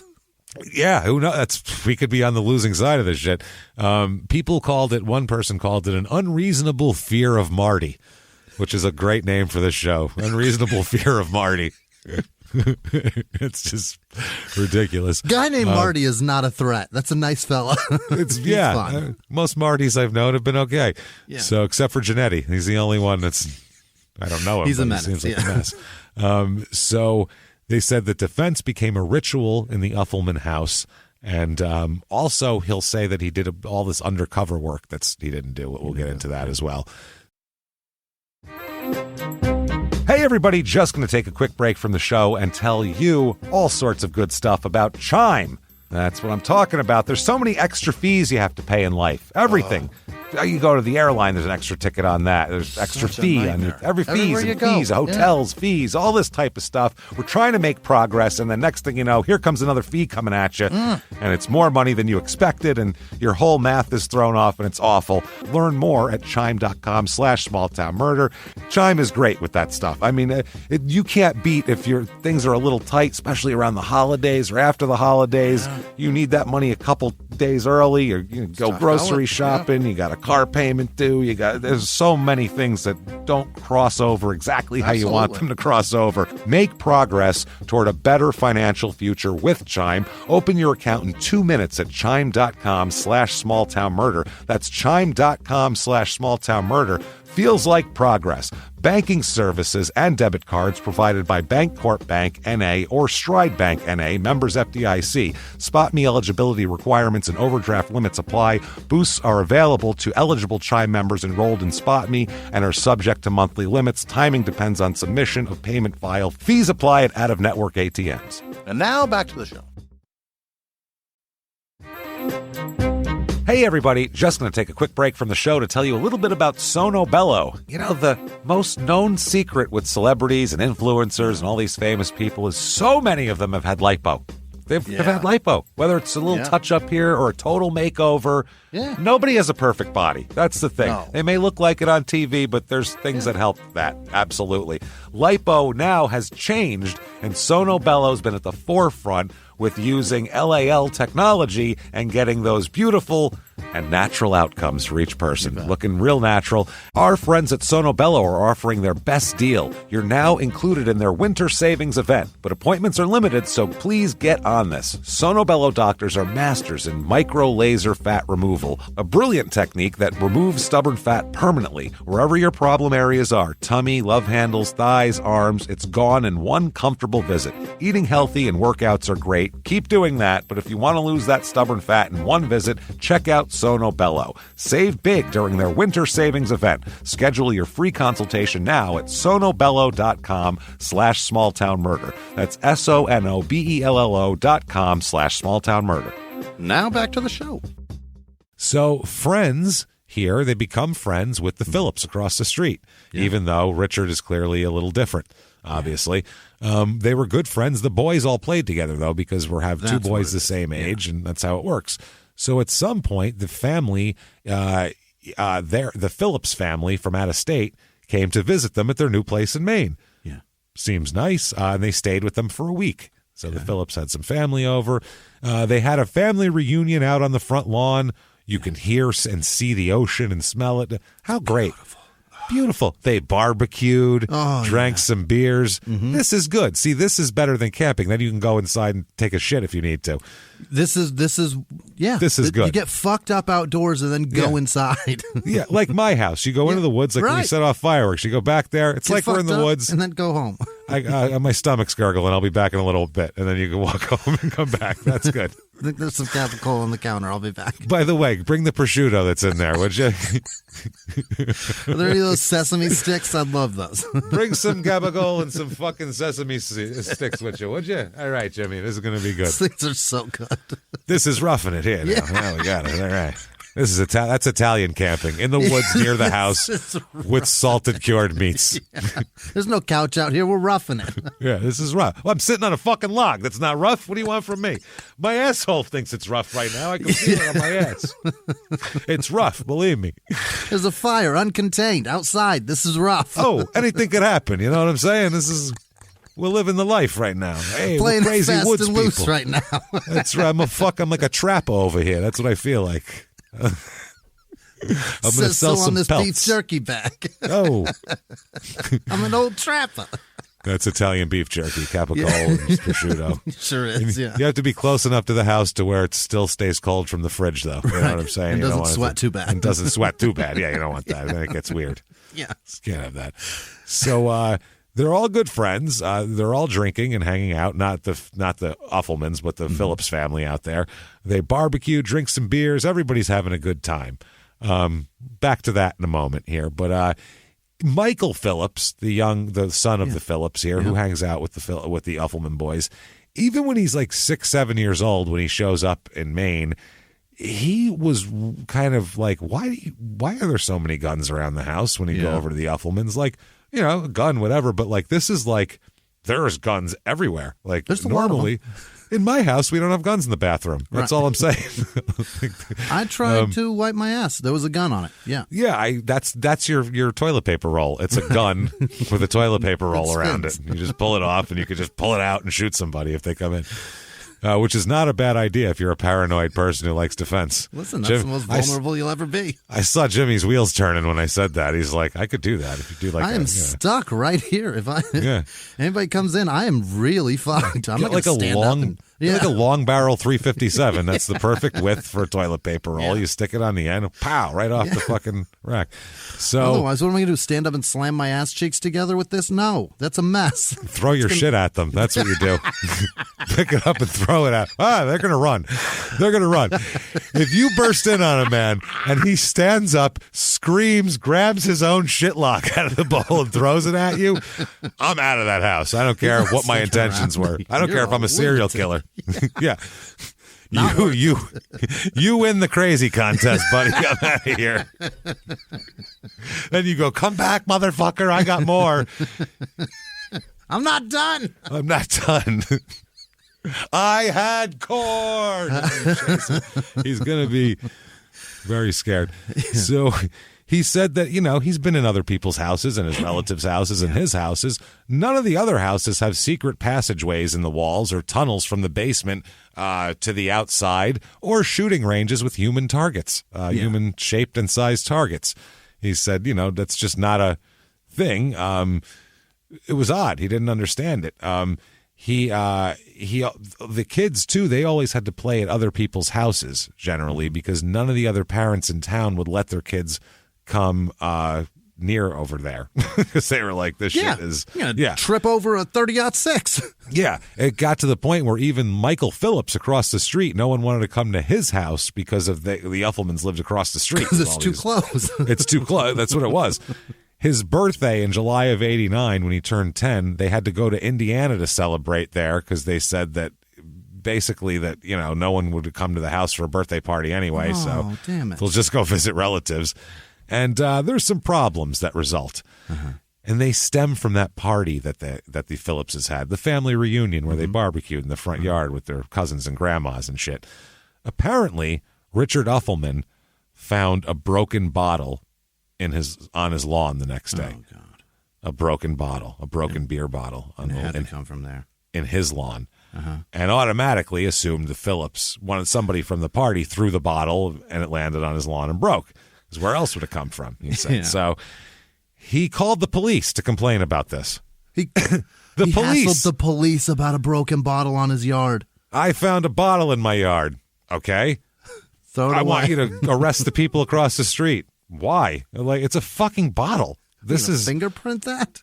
Yeah, the wind could have taken it. This is crazy. What are you talking about? A kid driving down the street could have thrown it out. You know how many times I've done that as a child? Who in the shit calls the cops because they found a bottle on their lawn? That's really ticky-tack. Wow. So the cops said that fine, this, I understand that you're upset, but there's no proof that the cops actually came out. Wow. And they talked to the Phillips, and they went, we didn't throw a bottle in his yard. I don't know what you're talking about. And the cops went to Richard and said, they just said they didn't do it. It's a bottle. We're not going to bring in the crime lab for this. Like, we're not going to start dusting for prints on the broken pieces of the bottle. It's a bottle. Clean it up and fucking move on, bro. Like, who cares?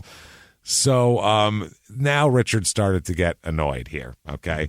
First of all, he was annoyed with the Phillipses' house in general because it gave his view of the ocean a partial blocking. Kind of blocked out.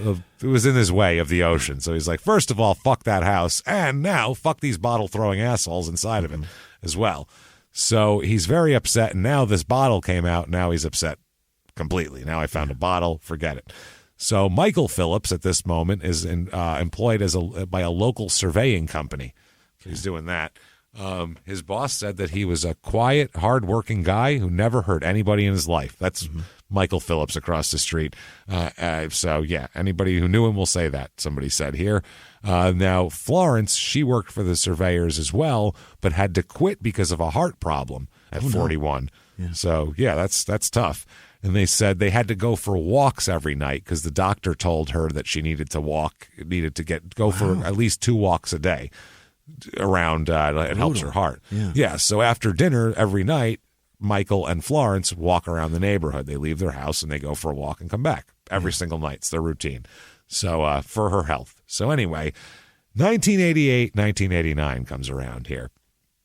Now, by the way, none of these people have any criminal interactions other than I found in the paper, Anita got a ticket for failure to display current or valid certificate of inspection. So Anita Uffelman lacks on her certificate or inspection certificate. I found that in a newspaper. So that was it. She's a month late on her inspection. So she got a $55 ticket in the paper. Damn it. But otherwise, nobody has any records or anything. Now, Anita also said that she had didn't mind Michael, their kid, coming over all the time and hanging out and liked the kid. Anita said that, Richard used to plow their driveway in the winter and even cut their grass with the big riding mower that he had and all that type of shit. But after the bottle incident, that was it. There was also an incident with a slingshot that I don't know what happened there. Okay. Dennis the Menace was involved, I guess, but... fun. That's when it all went awry. After this, the Uffelmans begin finding soda bottles in their lawn, too. Some of them are broken even. Okay. Some of the bottles, they said, were thrown at their cars. So you could tell they were thrown near their cars. So they started to, the Uffelmans started to think that the Phillipses are probably planning on killing us, I think. That's what they start to think. Yeah, they're like broken bottles. Yeah, that's what you do. It's bottles, and then next thing you know, it's homemade rockets. That's we know that because that's our plan. Yeah. So Richard continues to call the police on a regular basis to complain that the neighbors are throwing bottles on his property. He would bag them up in big gallon Ziploc bags and give them to the police as evidence. He'd write like a date on them. Isn't there a point to like walk over and be like, have you been throwing bottles in my house? You know what That's I mean? all it needed to be from the first. Hey, somebody's throwing bottles from over there. I don't know if it's a kid or what, but just try to. Oh, I'm sorry, Jesus. Who the fuck threw a bottle in the neighbor's yard? That's not cool. That's how that ends. I'm kind of worried about my kids cutting their foot. It's unsightly. It's causing me a lot of problem. Yeah, and you could even say, I know it's probably one of the kids from the party, probably just, was having fun. I'm sure it's not a grown-ass adult doing this I'm sure it's not on purpose, but, just keep an eye out because I want to be able to run around and not cut my feet up if it's, we're playing slip and slide out here. You know what I'm saying? Yeah. So that's all. Fair. That's how it's resolved. He says, no, I'm going to call the cops every day and bag shit up better than the OJ murder investigation. Right. I'm going to really work on there's a chain of evidence I got going on. Take pictures of me with rubber gloves, picking these up so they know the fingerprints on it are not mine. Picking it up like on a pen, Law and Order style, like holding it out, dropping it in the bag. Dated, tagged, done. Dated, tagged, fucking tape over it, initialed. So continues to do that. The Phillipses continued to deny the allegations. They're like, I don't know what you're talking about. The police start to tell the Phillipses, look, they really think that you're throwing bottles. So if you are, don't, because it's a lot. Please stop. Then Anita Uffelman calls the Phillips family and tells them out of nowhere that they don't want the sons playing together anymore. Kids aren't allowed to see each other anymore. That's it. We're now the fucking Hatfields and McCoys, and no one shall get along. So this is tough. Yeah. When idiot adults cause 10-year-olds to not be able to play on a fort together. Like, that's so stupid. It's just ridiculous. So Florence was really confused. Like, what is she taught? Why? What the fuck is going on with these people? I don't understand it. So it then began, Richard escalated the whole thing at one point here and began, when the Phillipses would go out on their lawn, he would use a megaphone and yell insults at them till they went back inside. What? Just yell at them, call them names, go back in your house, blah, blah, just scream shit at them over a megaphone until they went inside. Heckle them. Yeah. He just heckled them until they went in. That's crazy. That's amazing, too. And also, they're lucky that me and you weren't their neighbors, because we would have gotten other megaphones and just said worse shit back to him. Yeah. Bigger ones. He thinks he can talk shit? Wait till you hear this. Oh, boy. Yeah, so he's yelling at them over a megaphone. The Phillipses became fearful. They thought they were being bullied. He would shine those lights on their house, the fucking airplane landing craft, and yell shit out of the megaphone and, call the cops on everything they did. It was crazy. So they trained the lights directly on the Phillipses' house. God. Then he would shoot guns in the front of the house with his sons, Richard would. Now he started doing it not just in the target range in the back, out front. He's shooting guns all the time, which the Phillipses said they began to feel threatened, like, accidentally put one through their window, one of those deals. They started to feel scared about it. As anybody would. The man is firing weapons in his front yard. That's crazy. It's a little different, yeah. So they called police to ask, can you ask them to stop shooting the guns in the front yard? Because he said he feels like he's trying to flex their muscles on us here. The cops said there's nothing illegal about shooting guns for target practice in Maine on your own property. He's not within like a little township that has regulations. It's a rural town. There's no regulation. You can shoot guns wherever the fuck you want. His property. I was all in on Maine until I just heard that. That's pretty wild. So the police said they can't do anything. So Michael and Florence are starting to feel helpless here, the Phillipses. They start to feel like, well, fuck, man, there's a lot. It's escalating intimidation. Yeah. How do we prove it? So what they did is they got a video camera and set it up in their front window, and they started taping the weird shit that Richard would do. So at least they had it documented. So, it's something, I guess. So Michael also, on June 27th, 1988, Michael Phillips is issued a concealed weapons permit as well.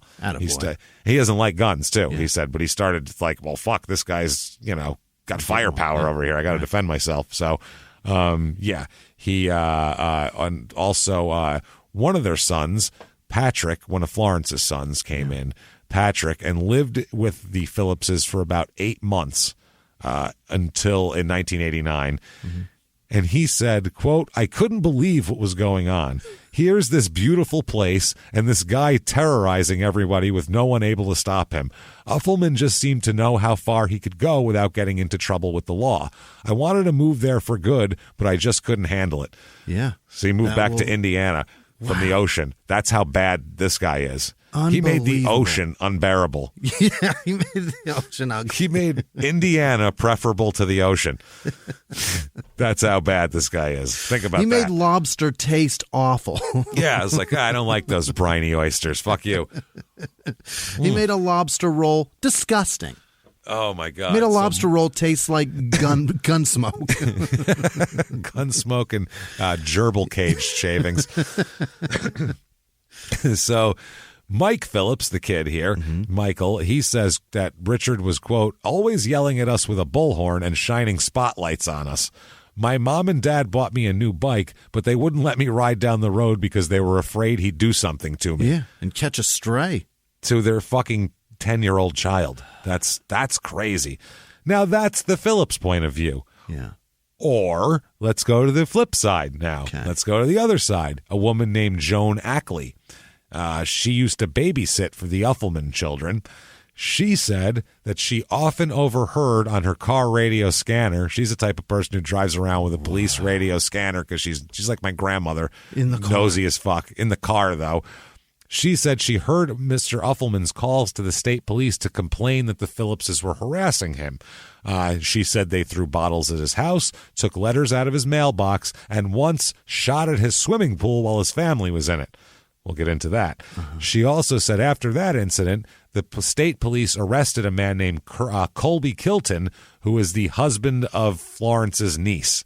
But he was never charged with the crime of shooting at their swimming pool. And we'll get into why here. So 1989 comes around, obviously escalating through the 80s.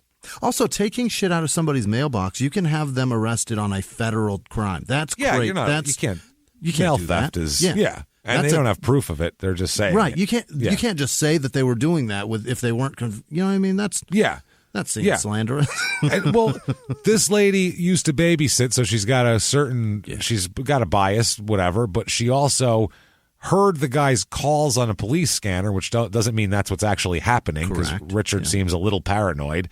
And the fact that threw bottles, took letters out of his mailbox, shot at a swimming pool while his family was in it, those are all stories that Richard recounted to her. So she's just reflecting his story back. That's what that kind of is. So 1989, the other ones, they kind of have corroborated non-participatory evidence, the Phillipses do. So 1989, the Phillipses would call the police on Uffelman. Uffelman would call the police on the Phillipses, back and forth. At some point, Richard wanted a protection order. He wants a protection order. The police thought he was getting a little paranoid, Richard, and that he had some fear that basically they were like, we can't fix his problem here. Like, nothing we do is going to fix what he's doing. He's paranoid. So the state police, the county sheriff's department, and the district attorney investigated all these charges. In the 6 months between... This is fucking crazy. In the 6 months between whatever 6 months back, so it would be like February to August of 1989, Mr. Richard Uffelman filed 47 complaints with the state police about the Phillipses in 6 months. That's 2 a week. 47. That sounds like a silly random number you throw out. What is it? Like, make 47 complaints against me. He made 47 complaints in 6 months. That's fucking crazy. Now, the cops said the cops don't know. They think he's kind of nuts, but also, what do they know? So they said they hear it from both sides, and they're just sick of the whole fucking thing. They don't want to hear from either of them anymore. And one of you two fucking move. What the hell? Yeah. One police, Sergeant Wesley Hussey of the state police, he said both parties had multiple witnesses, family members, friends, telling opposite stories. You couldn't honestly say one side was more credible than the other. You don't know them. You just show up, and there's 10 people saying one thing and 10 saying the other. Who do you believe? What the fuck do you know? It's all the same. So June 20th, 1989, this is when Colby Kilton is accused of firing shots at the Uffelman house. Yeah. No charges ever filed. So Colby Kilton here, that once the police investigated, no charges were filed because he said he was, later on he'll testify in court, that he was firing blanks on the beach behind the Phillipses' house, which... The Phillipses' house is between the Uffelman house and the beach. The Phillips live across, or the Uffelmans live across the street from the beach. So that's the story. Whereas the Uffelman said he was firing real bullets into their swimming pool or at them in the swimming pool. Those are very different stories. Entirely different. Yeah. Entirely different stories. So, at that point, Richard Uffelman complains to State Representative George A. Townsend of Eastport that Michael Phillips fired a gun at his house. So Townsend said that he received the first of what would be several calls from Uffelman at 11 p.m. I wish I hadn't run for this office. He called a state rep at 11 p.m. to complain about his neighbor. Imagine that shit. He said, quote, he told me the trouble had been going on for some time. I told Speaker of the House John Martin, who then called the state police. What the fuck is going on in Maine? Mr. You people Speaker! have nothing better to... I mean, is it just all Pepperidge Farm and fucking... What is going on up there? Like, what are you doing? Unbelievable.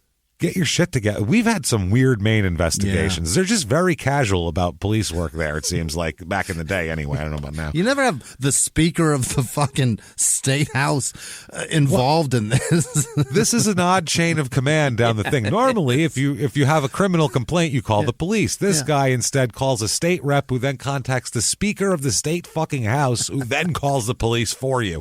What the hell kind of a bullshit... No, that should start with, we're busy with doing other shit. No, I don't get paid to fucking... legislation that keeps people from shooting guns in their front yard. He said by the time anyone got out there to investigate, they couldn't find anything. That's because he went through 2 politicians in the middle of the night rather than just calling the cops. So Townsend advised Uffelman to seek legal counsel. He said, why don't you try like some sort of injunction on whatever the fuck. So... Townsend said, I know he contacted the Attorney General's office, the District Attorney's office, and the Governor's office. Wow. No. All people who are too busy for your neighbor bullshit. Try talking. Try talking to the people. How about that? Let's all try that first. Take a walk across the street. Bring a pie with you. Take a walk across the street with a pie. Cut a couple pieces, sit down, have a piece of pie with somebody. You can't be angry when there's a pie on the table. Or have Lil Ricky grab his 6-pack and come along. Yeah, where's Lil Ricky? He's like, hold on, buddy. Let me grab this. Hold on, Paul. Wait. I forgot my sunglasses. Wait a minute. I got to go in and get them. Because Ricky always wears sunglasses. Always. Even on cloudy days. As he gets older, they turn into blue blockers. They're still sunglasses. Still UV rays, buddy. Clouds are not. So he said he contacted the governor's office, but Townsend said, quote, but the only ones who seemed to take an interest in even hearing about it was the sheriff's department. Yes. Why would anyone else care about this? The people who it falls under their jurisdiction. He said, I contacted the Attorney General and the governor. They weren't real interested. You know who was interested in this criminal complaint? The sheriff's office. Yeah, usually. That's usually how it works. The people who it's in their job description. What weird. The fuck? What a weird thing. This guy, if he still goes for office, if maybe the guy was young and he's like 75, don't vote for this guy anymore. He's really Perhaps that's why he had to put that dog down in town square. He called the copyright office instead of the dog catcher. Yeah, he's just wrong thing. Well, I'll shoot him myself. Fuck it. So, the state's police spokesman said that Martin and the attorney general had received at least one, possibly several letters. I'm going to say it's probably several myself, from Richard Uffelman in 1989, and said that he didn't know the nature of the letters, but that's how it worked here.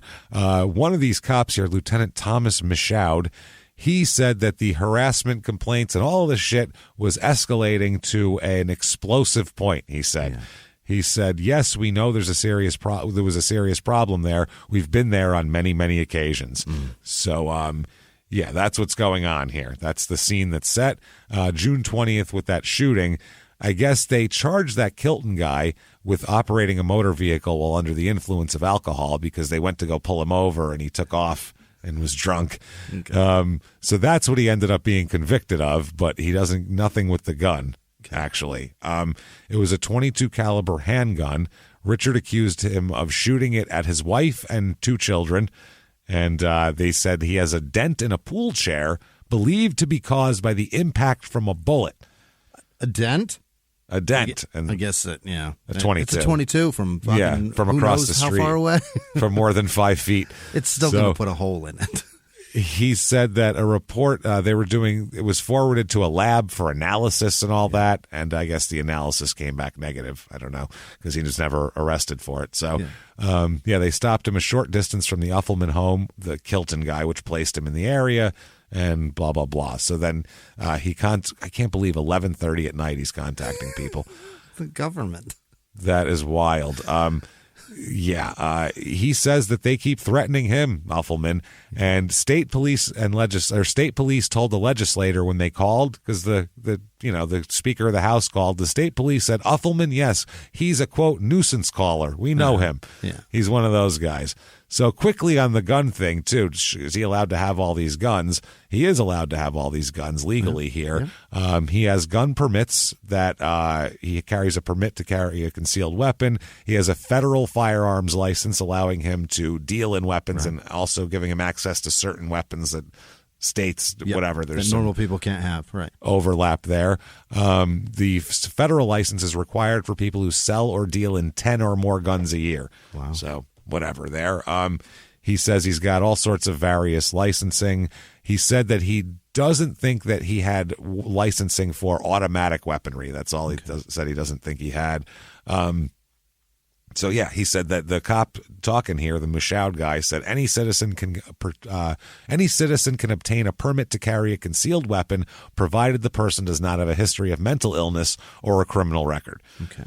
So, yeah, I guess shooting a dog in the middle of town is kind of in between those two. If you're the cop, you're not getting arrested for it, and it's crazy, but not really meant, you know what I mean? It's like it falls between those two things. So, they said that the calls, though, it was a regular thing. The one guy said we were there every 2 or 3 weeks. Yeah. So that's a lot. They also said that despite, because the Phillipses would call and say they kind of wave guns around and shit, and we feel very threatened by it. The Mushoud guy said, quote, a person can display a firearm, wave it around, and even taunt another person with it. What? But unless he actually points the gun at another person, he hasn't broken the law. What a law.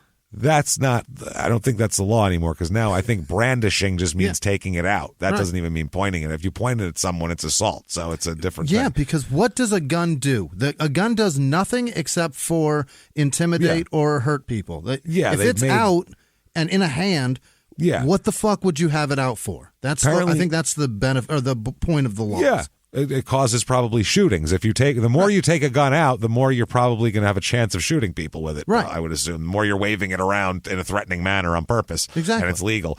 So, yeah, I don't think – so in May in 1989 in Maine, you could be in an argument with someone and just take a gun out and wave it around and be like, I'm going to shoot you with this gun. As long as you didn't point it at their face, that's not a crime.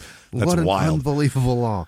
That's wild. So the Mushoud guy said, we have stacks of case reports pending prosecution. They ultimately go to the district attorney, and from there, an arrest will hopefully be made. But we have to have a case that's prosecutable, or it's a waste of everyone's time. That's why they didn't do anything. So July of 89, Florence visits Indiana. She goes there, Florence Phillips. And her daughter, Sandy, said, quote, my mom was afraid to go back because of the Uffelmans and what they were doing, but I guess no one took him seriously. Mm-hmm. They didn't even want to go back. They were so scared to go back. They didn't want to go back to Maine? No, because she was afraid of what was going on. So August 29th, 1989. Okay. There we go. Michael and Florence Phillips, they have Kobe Kilton and his wife over with them. They're hanging out. Daughter. No, Kobe Kilton and his wife is like Florence's, her niece, okay, whatever. So they're over the house, and they have 10-year-old Michael over the house as well, the Phillipses. Mm-hmm. So after dinner, they go, they get ready to go on their regular walk through the neighborhood because Florence has her heart problem. And what they do is they set up the video camera in the front. Always like as they always do. Yeah. They, as one does, they pointed at their neighbor's house just in case. So you can see in the camera their big giant picture window, the Uffelman's big giant picture window, and all that sort of thing. So Vanessa is the woman's name, Kobe and Vanessa Kilton. So now they left the house after supper, like I said, went northbound on Route 191, and then returned a short time later. Back past the house. So they go kind of back and forth. Yeah.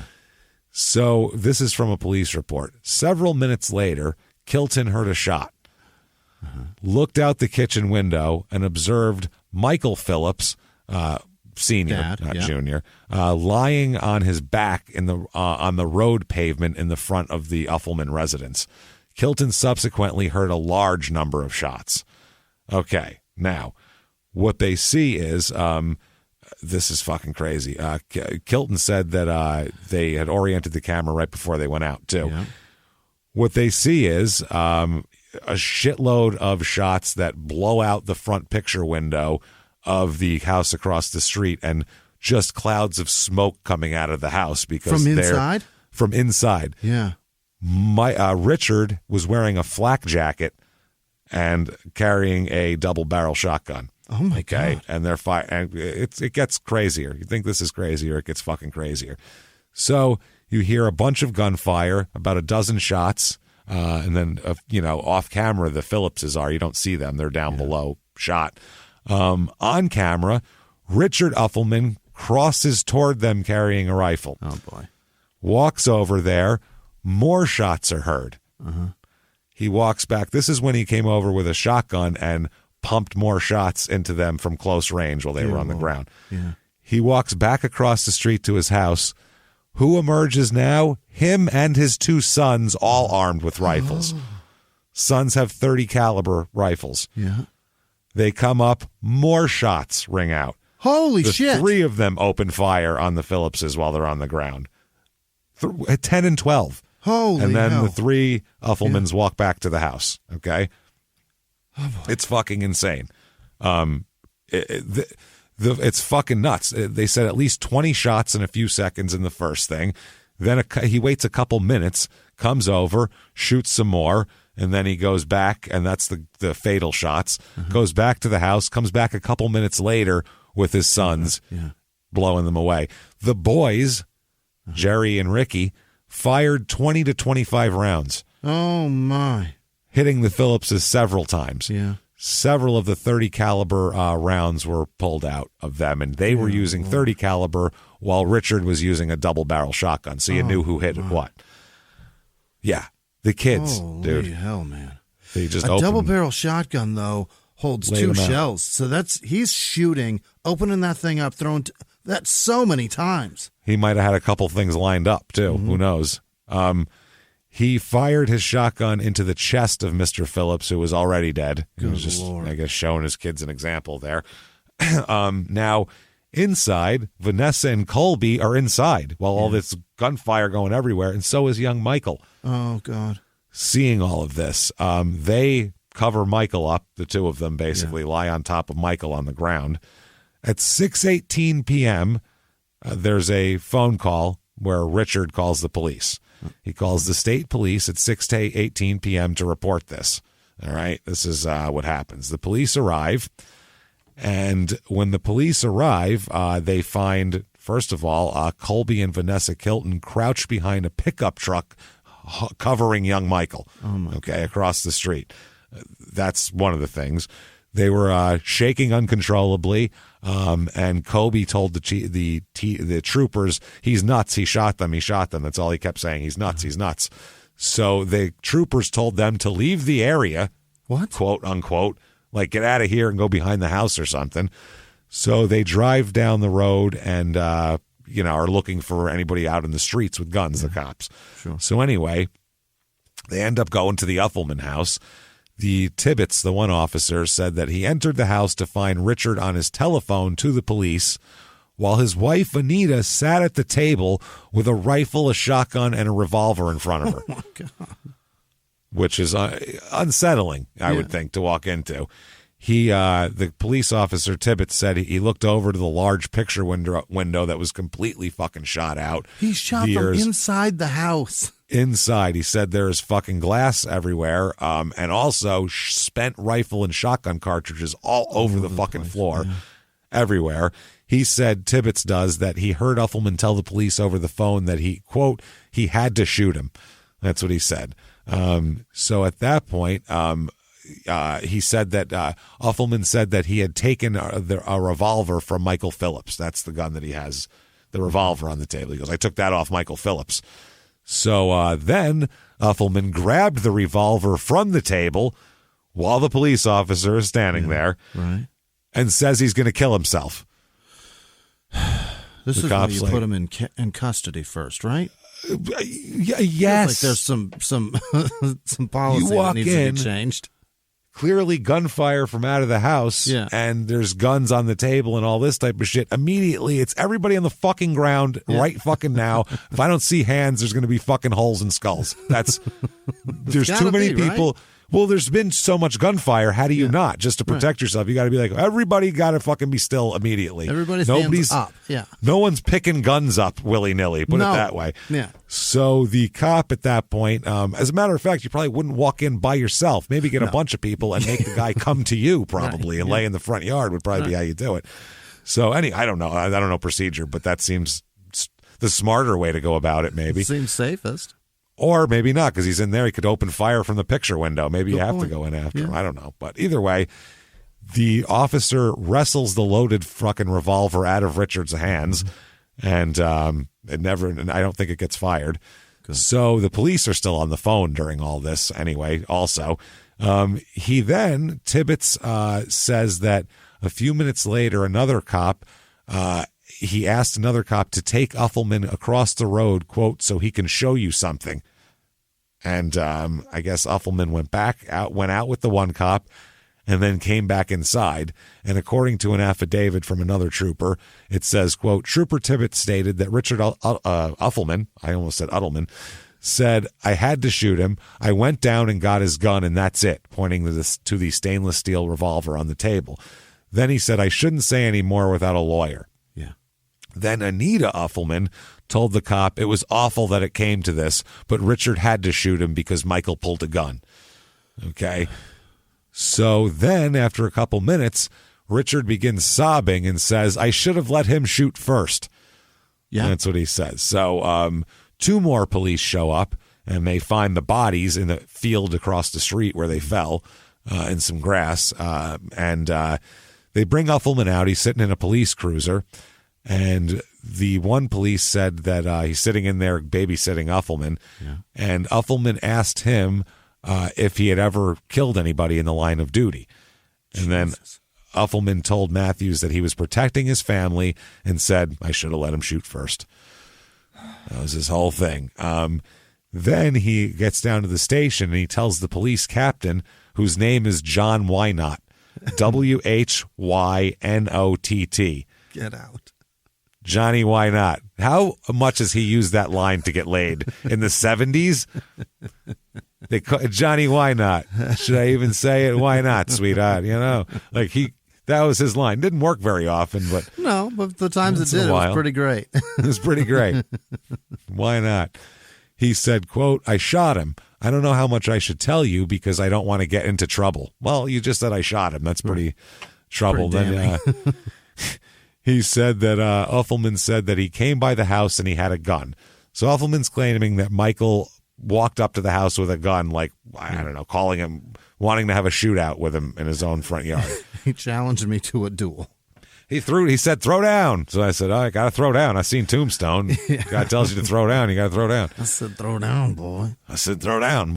So they do a search of the 5 Posts house, 5 Posts estate. Yeah, right. Okay. They found everything from antique guns to submachine guns to, like the old school ones, right. Tons of ammunition, a lot of books on combat techniques and all that sort of shit. Acting on a tip, the bomb squad searched the home for explosives and booby traps as well. Sure. They found no bombs, but did find extensive security systems and numerous, quote, homemade electronic devices. I don't know what the fuck he's making. Yeah. He made his own Simon game, I guess. It's he's got the prototype for Tron down here. It's amazing. Yes, the panels are made of wood and you get splinters from playing Simon, but still, it's good.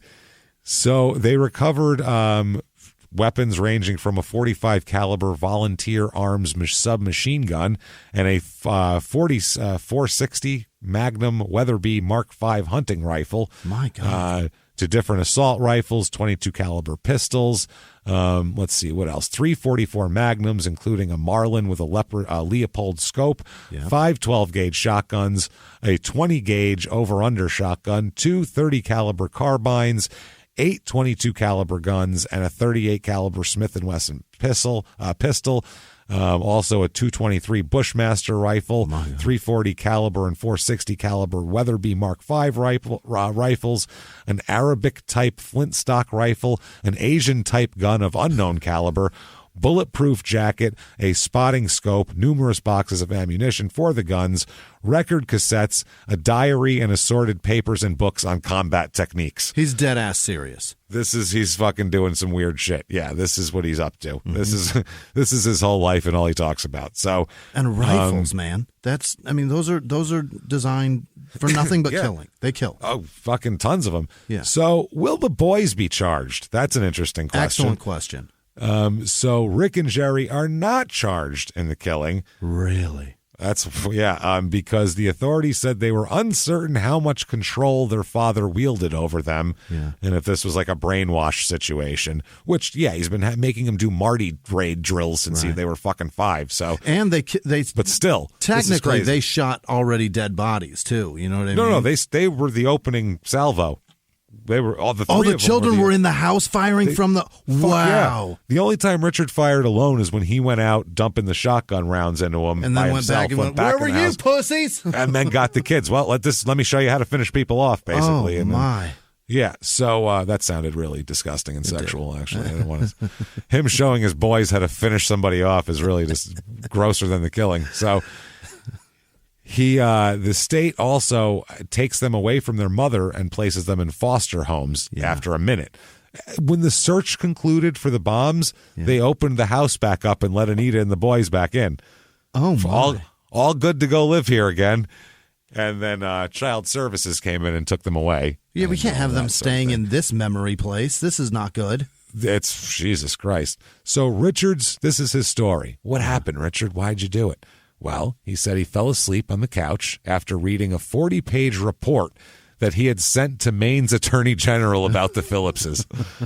He sent a 40-page report to the Attorney General about people throwing fucking bottles on his lawn. And then he took a nap after going over it, which is likely going to force you to dream of what happened and fantasize about how you can fix it. Imagine that document. Imagine a 40-page document of neighbor bickering. How much laughter was happening as the Attorney General read that? He brought his secretary and he's like, come in here. You got to hear it. Jennifer, come on. You got to hear this. It's hilarious. Bring coffee. You're not going to believe this. This is so amazing. Funny. So he then said his son Jerry awakened him in a scared voice saying, "Daddy, they're coming. They're coming." Oh, boy. So the way he put it, he thought that the Phillipses were going to try to throw poisoned food at his dogs. That was what he thought. So he said he does what anybody would do in that situation. When you think your neighbors are going to poison your dogs, you put a flak jacket on and grab your shotgun. Duh. So he picks up very common situations all around. So he picks that up, stands at the picture window so they could see him with the shotgun. Like, don't you dare, poison my dogs. Bring that Drano meatball over here. Yeah. He said as the Phillipses passed by, Michael Phillips, the father, poked fun at Richard by making gestures with hands around his head. I don't know what gestures he could possibly make. Hey, he said, you're crazy. That's probably what it is. Yeah. Hey, lunatic. Yeah.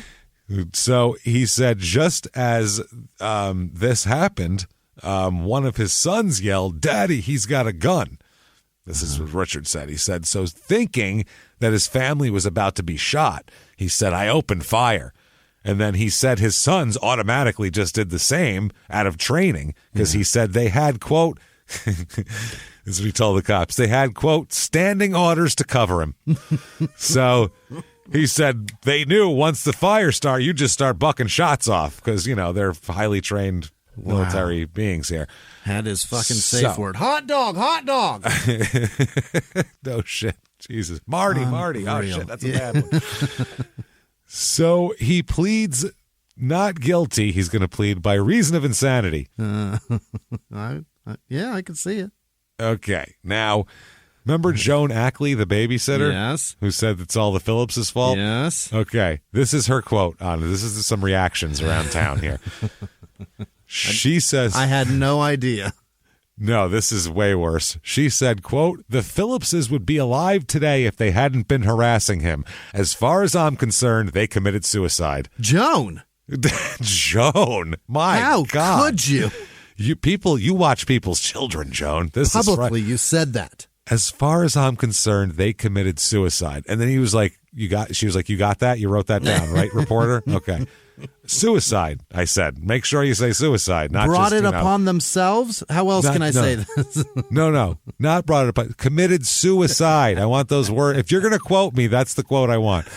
Murked themselves. Got it? May as well have jumped off a short, rickety stool. Got it? That's with a noose around their necks. You know what I'm talking about. A local priest or pastor or some religious guy who ministered to Mr. Uffelman, he blames the Phillipses as well. What in the fuck is happening? This is great from the newspaper here. The minister who spoke on the condition that his name not be used. Yeah, dummy, you're a man of fucking... Oh, God. This. Yeah. Said Mr. Said of Mr. Uffelman, quote, he was a crackpot, so nobody wanted to believe him. It's my belief they deliberately pushed him until they pushed him over the edge. You've got to be kidding me. He said they poked the bear, basically, and he was a crazy person, and these people knew it. And now a local cop at this point said that, yeah, he had maybe like some neurological problems, Richard. He said, but no one who knew him ever considered him crazy or insane. He was just kind of a weirdo, including a law enforcement officer here. Here's a cop who knew both parties, the Phillipses and the Uffelmans. He said he was familiar with the situation, and he said that he believed Uffelman was a harmless man who simply wanted to be left alone. He also believes that Uffelman was provoked into defending his family. He said a family that was shot at 2 months before this. He said by something the Phillipses did out of camera view that night. So he's like, that's what he said. It didn't capture their camera during the shooting. Didn't capture whatever they did to piss Richard off. That's what it was. So They deserved it. They started the gunplay. Yeah. Now, from a dissenting point of view, maybe a saner point of view, Sandy, her daughter here, Sandy Miller, Florence's daughter, the dead woman, she said that her family's deeply hurt by the portrayal by the police and the media that her parents were involved in a long feud with Uffelman. She said, quote, a feud is where you do something to me, so I do something back, and it keeps going. My parents never did anything but try to stop that man from harassing them. That's why they made the videos, because the police said they needed evidence. There you go. That makes sense here. Also, Jesus Christ, they said the Uffelman kids have been put in homes, and she said, quote, I'm sorry, but I just can't be sympathetic. I just can't look at them as victims. They knew what that man was doing, and they could have stopped him. I've got a little boy here whose parents are dead. He's the real victim. Yeah. Michael. Yeah. Because Michael ends up going to live with his sister. So they said that another relative said that their greatest fear is that the jury will decide that Uffelman is insane. Mm-hmm. They said he goes to a hospital for a few years, then somehow gets all better, and he's back on the street. I hope to God I'm wrong, but I think that's what's going to happen. He said that Michael seems to be doing pretty well. He's a quiet kid. He doesn't always tell you what he's thinking. Like all of us, he's just waiting to see what happens so he can get on with his life. Yeah.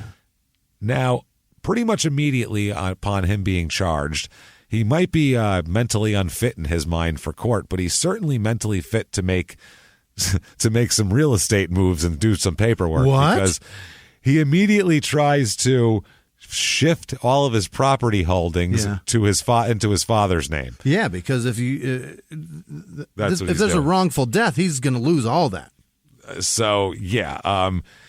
Then a couple months later, what happens is 3:45 p.m. on a Sunday, police dispatchers receive a call that acid, popularly possibly hydrochloric acid, has been spilled in the basement of the Uffelman home, which, by the way, is on fire. Firefighters and from surrounding towns and everywhere here arrived to find this home engulfed in flames and the smell of chlorine fumes in the air. They made their house as a chemical weapon at that point. Burning your eyes as you try to extinguish this. Jesus Christ. It's fucking nuts. They said because of the uncertainty about the type and amounts of materials in the basement, the firefighters were forced to stand back and let the house burn. While awaiting the arrival of hazardous materials specialists from the Department of Environmental Protection to figure out what the fuck. Yeah, and the Georgia Pacific Corp. They had people had to come in and test shit. And yeah, it's probably 4 hours away.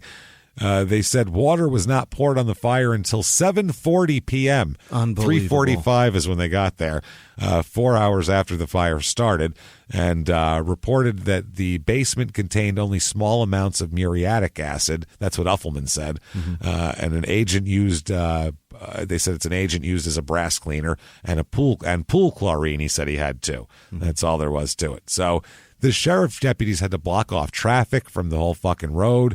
It was as noticeable for miles away, the smell of chlorine. An order was given to evacuate the area to residents near there for hours as well. 30 evacuees they had to take from different surrounding fucking houses, which is, it's crazy. One person had to go to the hospital for possible chlorine poisoning.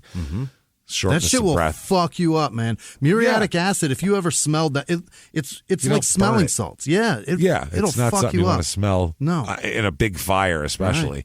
Right. So, yeah, that's how that ended up happening. And so now it's very interesting. They said that he said that, now it's going, that was in his father's name, and now it's burned to the ground.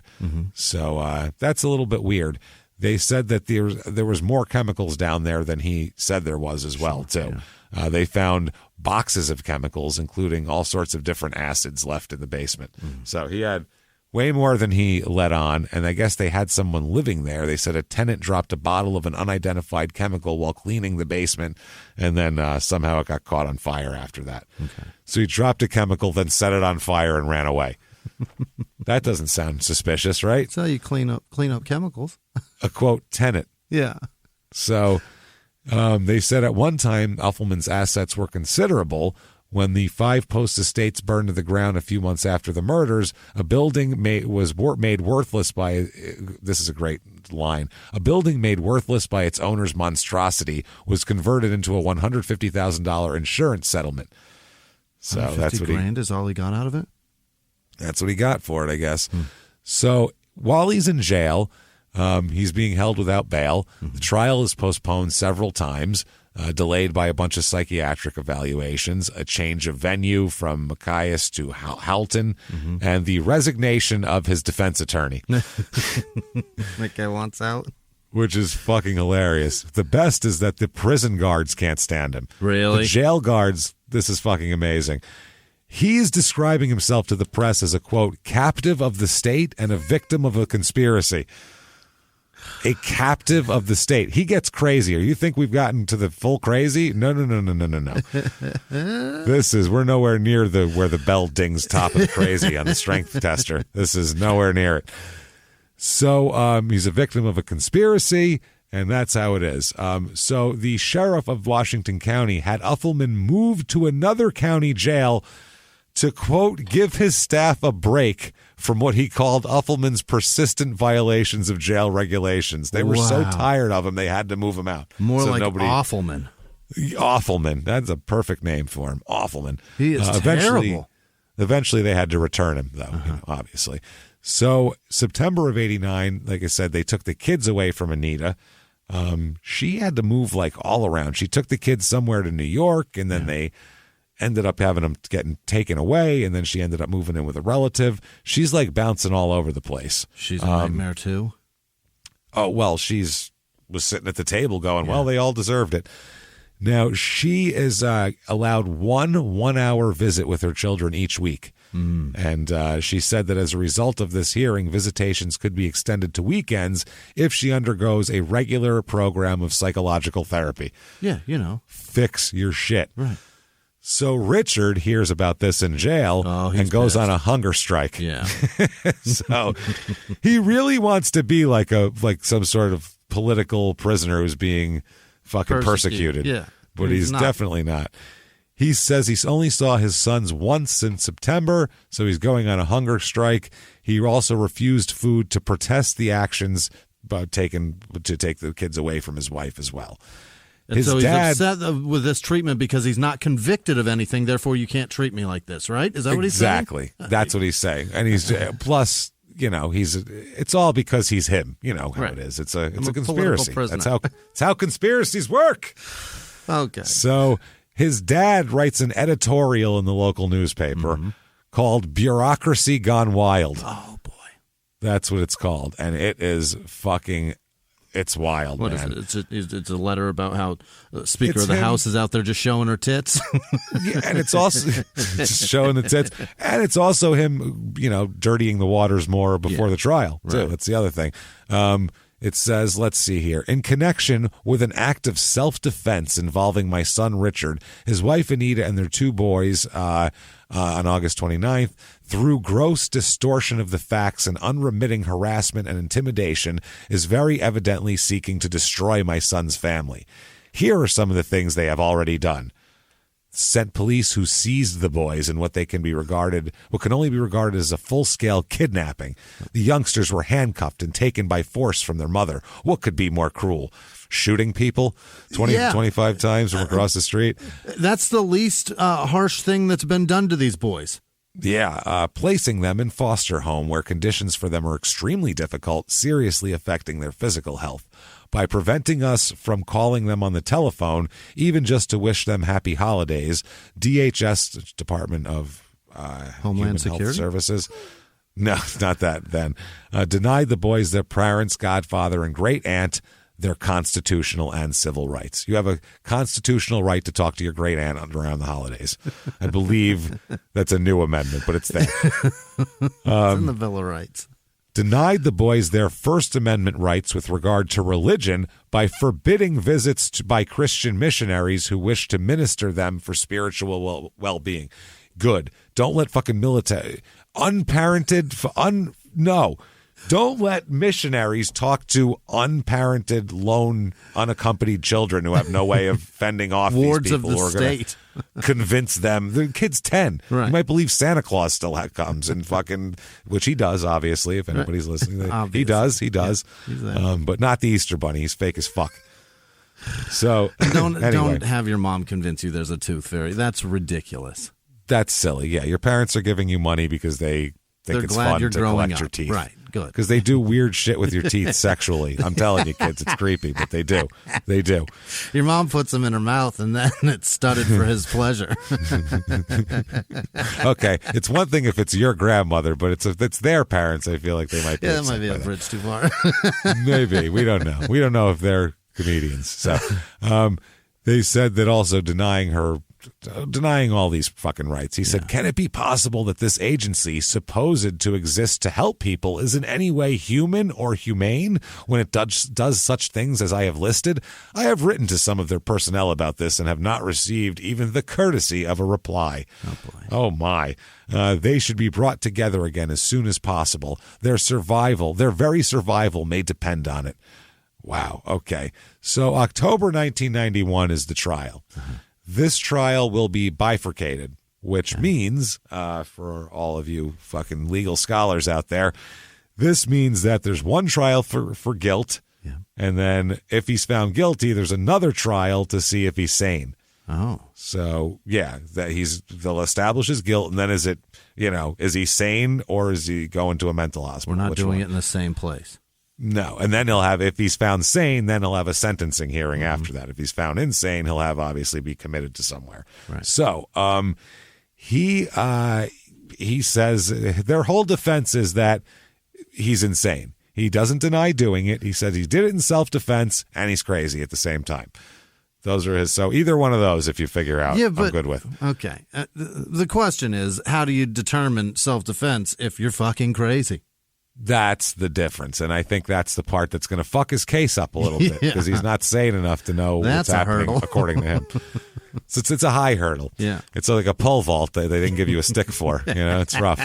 You better jump, motherfucker. Yeah. So in his opening statement, the Attorney General said it's 9 women and 6 men, 12 of them are regulars, and then your alternates there, that they would, quote, be witness to a shooting witness to the shooting. You will be transported back to the place and time by videotape taken by the Phillips's camera. They have the tape and trial of this whole thing, so that's not. And we have Doc Brown and Marty right here for you. There he is. He's right here. Get in. Yeah. Get in. Hop in, everybody. We're going back in time. Let's do it. Huey, hit it. I was just going to say, Huey, fire it up. Back in. There we go. Yeah, that's right. 1, 2, 3, 4. Oh. Let's do it, Huey. So they said that the camera was trained on the Uffelman house to record the harassment incidents of which they had been complaining. The prosecutor said the tape shows, quote, the barrage of gunfire from the Uffelman house, 20 to 25 shots. The tape also shows Uffelman coming from the house twice carrying a rifle to the place off camera where the bodies were. He said that also more shots were heard both times.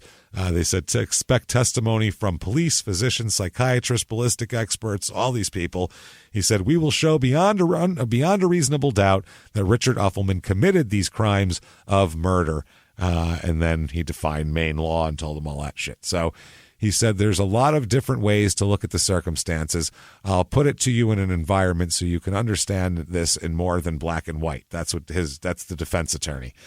He said that this isn't just a black and white thing. He said Uffelman's going to testify and, quote, when he's on the witness stand, I ask you to look at Mr. Uffelman carefully. See how he responds. I believe that although Mr. Uffelman committed this act, it does not constitute murder. My God.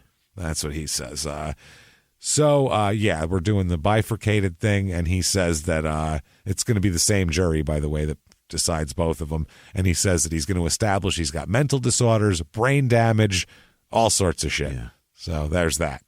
Trial starts. Okay. Now, Sandra Phillips, the daughter, testifies about Michael Phillips' condition now. Yeah. Says that the brother moved to Indiana with her about a week after the shooting. She said before the shooting, her brother had been affectionate and happy, but he became sullen, cold, and withdrawn immediately after witnessing the death of his parents. Weird, super strange. She said nightmares persisted for years and months, because this is 2 years after the fucking murder that this trial takes place.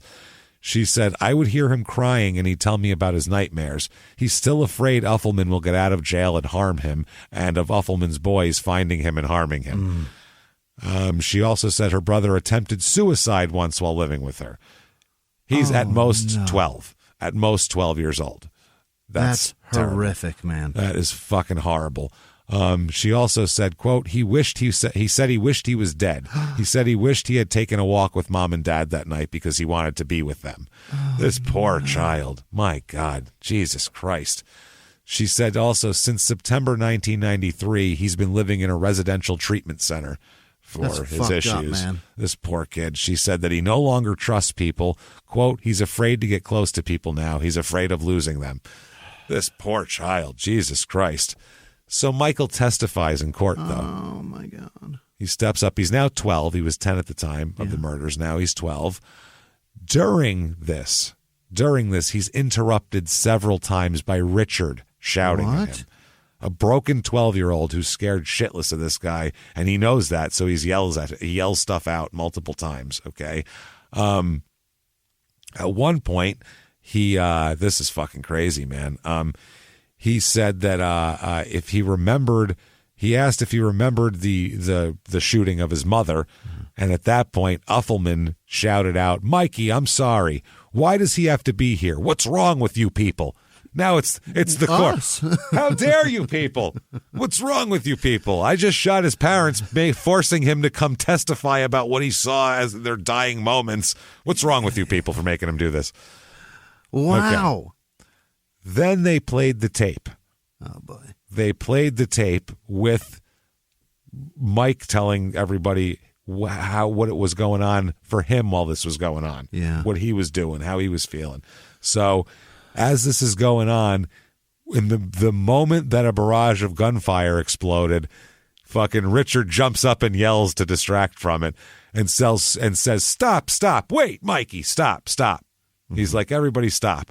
So let's marinate in this for a minute. let's marinate. So they wrestle him to the fucking ground and everything else and pull him off. That's later, though. We'll keep it going here. So they tell him to shut the fuck up. He says, young Michael says, I heard gunshots. I heard mom yelling. I went back to the back bedroom and heard shots, and Uffelman's house outside alarm went off. And he said, they asked, do you still fear Richard? And he said, I'll always be scared of him. They asked if he missed his parents. No. What? Obviously, he said that's just emotional, whatever. Yes, every day. I don't have anyone to go to when I'm scared. I feel like I can't trust anyone the way I did before. So then fucking Richard stands up and says, Michael, I'm so terribly sorry. I know I was the instrument, but I had no choice. Oh, boy. I was the instrument. So Michael immediately fucking looks down at his hands because he's scared shitless. They ended up pulling him out of the fucking courtroom, Richard, at that point. They said, do you feel like, the lawyer said, do you feel like I would hurt you? And he said, yes. Yeah, I don't know you, motherfucker. Yeah, it's fucking crazy. This all goes on. Another of a licensed clinical social worker testified that he examined Phillips to assess his mental state in preparation, and they said he's got PTSD at this point, generally sad mood, difficulty concentrating and sleeping, still hears the sound of gunshots. Yeah. And, they said that he'll probably never overcome the impact of the murders and most likely will require at least monthly counseling and therapy sessions throughout his life. So they play the tape, like I said, and the tape is pretty goddamn damning. You don't see the Phillipses actually being shot. That's off camera, but you see him walking out with guns and you see the gunfire and you know what happens. So it's pretty fucking disturbing, especially the glass with all the smoke. It looks like a weird, like a Western or something. So for the defense, Jerry, the son, he testifies, Jerry Uffelman, and he says that the Phillipses shot at them while they were in the swimming pool that one time. And he said that changed the whole atmosphere. Before that, everything was friendly, which it wasn't at all. Yeah. He said that from remotely scared to terrified is what Jerry said. That's how he felt about the Phillipses. He went from being remotely scared to now terrified after they shot at him. He said on the day of the shooting, his father said that he was getting really upset and nervous. And Richard had, Richard said he was really upset and scared. And young Ricky said, Ricky, when he's on the stand, he said, I was just doing what my dad wanted us to do. I felt he knew best. Now, Mike, they said that they swore that they had a gun, or that Richard had said that he swore the Phillipses had a gun. But under cross-examination here also, the boys said they had received secret notes from their father while they were in foster care. The notes were on an outline of what happened during the shooting. What? So here's your story. He got notes out to his kids in foster care. Here's what you're going to testify. Unreal. That's fucking wild. That's crazy, man. That's a bridge too far. So, wow. I don't even know what to say about that. They said they didn't know if Michael or their father shot first, but they said they shot when their father shot. Mm-hmm. And Anita testified that she and her husband always have been fearful of the Phillips because of the references the Phillips made to wars they'd been involved in back in the slums they lived in before coming to Maine. So they were afraid of them.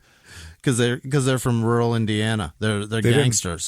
They didn't have 38 guns and fucking airplane lights. And tripwires. So Richard testifies. Mm-hmm. It's time. He says he recounts during his testimony his failed attempt to become a Navy SEAL and a police officer at one point in his native New Jersey. And he said he's been working as a, quote, unpaid... Oh, Jimmie. What's he doing? I can't. Yeah. He's been working as an unpaid federal informant, quote, for patriotic reasons. That's what he said he's been doing. He's annoying lately. People. This is what he's doing. No, not the Phillipses. That's not what he's informing on. No. No. Oh, what's he informing on? Oh, boy. He said his Chechnyan work in rebels? New Jersey as an unpaid and government informant left him and his family under constant threat of retaliation by those he had turned in. He said, so this includes the Phillipses. Everybody could be involved. The Phillipses could be a plant by some family that he's set up. He tells a story. This is his story on the stand. He gets in front of a court, people with college degrees, and says this shit. He says on the trial that Michael and Florence were part of a drug and espionage gang. Oh, for Pete's sake. That's what it was, and that's the whole thing. This is all above everyone here's pay grade, is what he's getting at. You guys don't understand. Drugs, espionage, it's well above just neighborly disputes. They were Bournes. He said, and they knew that he was an undercover government agent, probably. And so then they were just biding their time till they were going to take him out. That's why they came there. The kid probably isn't even their kid. Who knows? Oh, my God. Who knows? He says that, I mean, it sounds absurd now sitting in court is what he said, but, it's ridiculous. What the fuck here? So they said, they asked him if his sons were a part of the shooting, and he first refused to answer. Yeah. And then he said, I wish you wouldn't ask me that. Well, I did, so can you answer? Then they said, finally, he sums it up by saying that the boys had received, quote, previous instructions to defend our house if it was necessary to chase shooters away. Yeah. So that's my answer. They then had him, they're aware. They then had him describe how he drilled his 10 and 12-year-old sons and militarily, and how they opened fire from their living room window and all of this shit. They go through the whole thing. In the press, the one reporter said he seemed to have a fatherly pride that, quote, repulsed all the courtroom. Yeah. Yeah. He also described on the stand how his sons went with him across the road to finish off the wounded couple at point blank range. Oh, my God. Yeah. He said, Uffelman on the stand, he said his sons, now it's both sons, woke him up from a nap to tell him they were coming. He says that Michael was making taunting gestures and that from the window all the way down the front yard to the road, he could notice the bulge of a holster under Phillips's shirt. Mm-hmm. I want Vinny Gambini to come in here with his fucking measuring tape and go, I think you need a thicker pair, because that seems like that's a long way to see a bulge of a holster under a shirt. He said, and if you've got one it's an undercover one like that's for concealing a weapon. The point of them is that they don't show. They're very slim. Yeah, exactly. So he said he obviously threw on his flak jacket and grabbed a shotgun. Yeah, and he said time he did to go to war to caution them from doing something stupid. That's what he said he was doing it for. He said he saw Michael Phillips then pull a revolver out and point it at his house. Okay. He pointed it right at him. He believed that Phillips had fired, so he said that even though he didn't hear it, no one else did. He said, I believe they must have fired. So he fired his shotgun twice, but he said he doesn't remember firing any other shots. He said, when he did go to he took the sons with him and all that, and he said, I don't know what the kids were doing at the time. I'm not sure. They were standing next to him on either side, emptying fucking rounds, flanking him. He says that I have memory losses here, and I don't know what happened. He said that the prosecutor said, so these people know you. They know your house is a fortress. They know you have tripwires and guns and flak jackets and all this shit, and they attacked your house. They made a frontal assault in broad daylight with one revolver. Right. That's what you're telling me? That was the time where they said, fuck it, we're going in? 5 or 6 rounds into the facade of your house, and that's it. And we're coming out with carbines? He said, that must have been what happened. Mm. He did say he told the boys his boys to stop shooting after the first barrage, and he said he believed the house was still under attack at that point. That's why they said, well, why did you tell your boys to put the guns down if the threat was not over? And he said, well, after the first barrage, he said he looked outside and saw Florence Phillips helping her husband hold the pistol. So I assumed she wanted to fight too. That's when they went outside and shot fucking Florence in cold blood while she tried to help her fucking wounded husband. That's what happened. Holy shit. He said he went outside the first time to retrieve the gun. He said, even though it was suicide to do so, I'm such a brave man, I went out to do it anyway. That's literally what he was saying. He said when he found the body of Florence, he said she was laying on the ground just like a deer. Oh, boy. That's what he said. And then he spoke directly to Michael Phillips from the stand, too, as his testimony ended. They said that Michael Phillips later on was found to be carrying 2 pistols, but neither one had been fired after being tested by the fucking police. So he did nothing. They hadn't even been taken out except for when fucking, I guess as Michael was going down, he was trying to get one out as he was. Imagine bullets raining upon him. Imagine having to be on a walk for your wife's health because she's 41 and her heart's not that strong, and you have to be strapped with 2 weapons while you walk down the street. So your the street neighbor might attack you. Tormenting lunatic neighbor stands in his picture window with a fucking Winchester. What the shit, man? And a flak jacket. Yeah. So unbelievable. Verdict comes in here. Mm-hmm. Now, this is just for, is it murder or self-defense? Yeah. That's just for that. They find him guilty of murder, obviously, of cold-blooded fucking murder. So now the insanity hearing comes up. He's been convicted, so he's back in court here. He's back again. Yeah. And same jury is going to decide prison or a mental institution. And I guess the insanity thing comes up a lot, but it doesn't often do the bifurcated trial thing. I think it's certain states do that. Mm-hmm. So the defense attorney said that unlike the criminal trial, the burden of proof is on the defense to prove that he is not responsible for his actions now. He said he would attempt to establish that Uffelman suffers from brain damage and mental disorders sufficient to result in a verdict of not guilty by reason of insanity. Sure. The attorney general, though, told the jury again that he, quote, told us Richard Uffelman intentionally and knowingly killed Michael and Florence Phillips beyond a reasonable doubt with no justification. Keep that in mind. There's one witness for the defense, Dr. Brian Rines, a psychologist who examined Uffelman earlier in the year. Yeah. He said that Uffelman suffered from brain damage as a result of a motorcycle accident. He said that brain damage aggravated already existing psychological problems rooted in his adolescence, resulting in serious mental illness and an intense delusion of persecution. There's a lot of people that fall under that fucking category. Sure. He said that in the world in general, he said that his evaluation of Uffelman and Uffelman's own testimony last week led him to form the opinion that Uffelman was, quote, significantly impaired in his ability to think and act rationally. The prosecutor, though, contends that his trips from the house, plus a series of other actions recorded on the tape, such as him putting the flak jacket on, turning on an alarm, showed that he was well aware of what he was doing all throughout the incident. He was like, well, it's wartime. Put your stuff on. It's go time. The prosecutor also used the defense psychologist's own report to make the case as well. The final draft of the report says in there somewhere that it is likely that Richard Uffelman at the time of the alleged offense was able to appreciate right from wrong. So they're going with, he's crazy, but he knew what he was doing was wrong. That's their whole thing.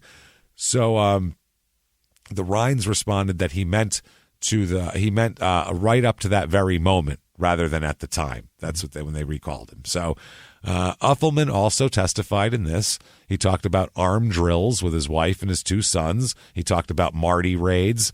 And Rines, then the psychologist, comes up and says, quote, the unreasonable fear of Marty and the facade of undercover work led to a situation in which the defense became a ritual in the Uffelman house. Mm-hmm. So he's in this total...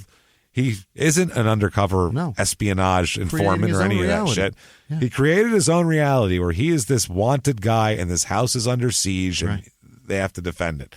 So the verdict on sane or insane comes in and they say sane. Yes. And an asshole. Yes. Both. And he sucks. Can we add a charge of asshole to sane? So December of 1991, sentencing comes around. And remember Bob Cord, the guy who had to fire him for shooting a dog? Bob said, I'd like to go down to the courthouse to see him sentenced, but my wife and my friends are afraid. They think he's going to burst from the fucking table and get him. He said that the prosecutor during the sentencing said that Uffelman acted like an assassin, gunning down the couple, and had his sons involved in the crime. He said the net of violence was cast far and wide and included Michael and Florence Phillips and Uffelman's own family as well. Now, his attorney, Uffelman's attorney, urged the judge to take into account his client's mental condition when sentencing him. Please, Your Honor. He said, quote, I suggest that this was an ongoing mental problem that culminated at this time. He went over the edge. He continues to hold fast to the belief that he was defending himself and his family. Then what the fuck? It doesn't matter. Uffelman gets up and speaks for 45 minutes on his own behalf. He did a headline set. Dude, you're better off just saying, I'm sorry, it's terrible, and sitting down. 45, the judge wants to... You've wasted that judge's time now. Now they want you to waste time and more time in prison because you've wasted their time. What can you say in 45 minutes? 45 minutes? He described the reasons for his actions. He talked about his informant days. He talked about how he was constantly under siege. Jesus Christ. He said, quote, "We were a family living in extreme fear. I did not want to shoot these people. We've lost everything." Then he said, "I even thought," and he explained how he thought that Phillips had fired upon him. He said, "I even thought I saw smoke. That's the only thing that would make me shoot out of the living room window." Then he said, quote, "I was set up to be murdered in a bizarre video game." Oh, my God. They set up the camera. That means it's a bizarre video game, and they were going to shoot him through the window so they had it on film and they could rewatch it or some shit. So the jury, and the judge in this case, says, "You, sir, may fuck off. Jesus, if not just to get you out of my courtroom and the fuck out of here and shut you the fuck up. 50 years for the murder of Michael Phillips. Yeah. And a concurrent sentence for the murder of Florence Phillips of life in prison." Take that. Take a hike, asshole. So they shit can him away from there. People are still scared of him, though. Sure. The reaction, some of the families who've known him for years think he's paranoid and are afraid he'll get out of jail and take revenge for run-ins he's had with them in the past. Yeah. Holy shit, one time I cut in line at the post office and he yelled at me. He's going to come kill me now.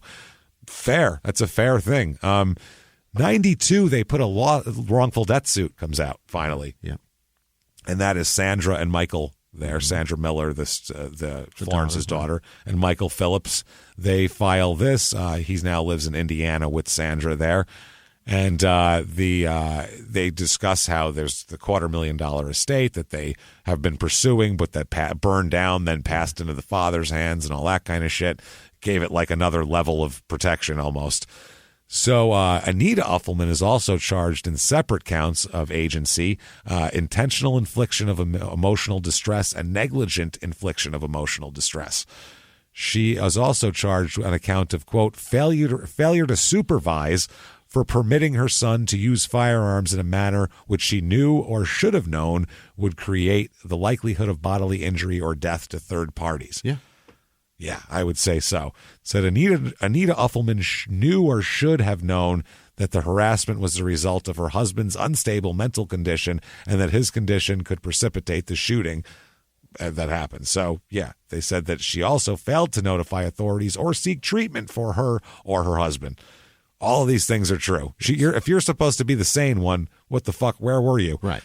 You know, so now, meanwhile, who knows how dominant of a force he's walking around with shotguns all the time. He's got enough force and intimidation tactics down to make children fire upon people. What is he doing to that poor wife?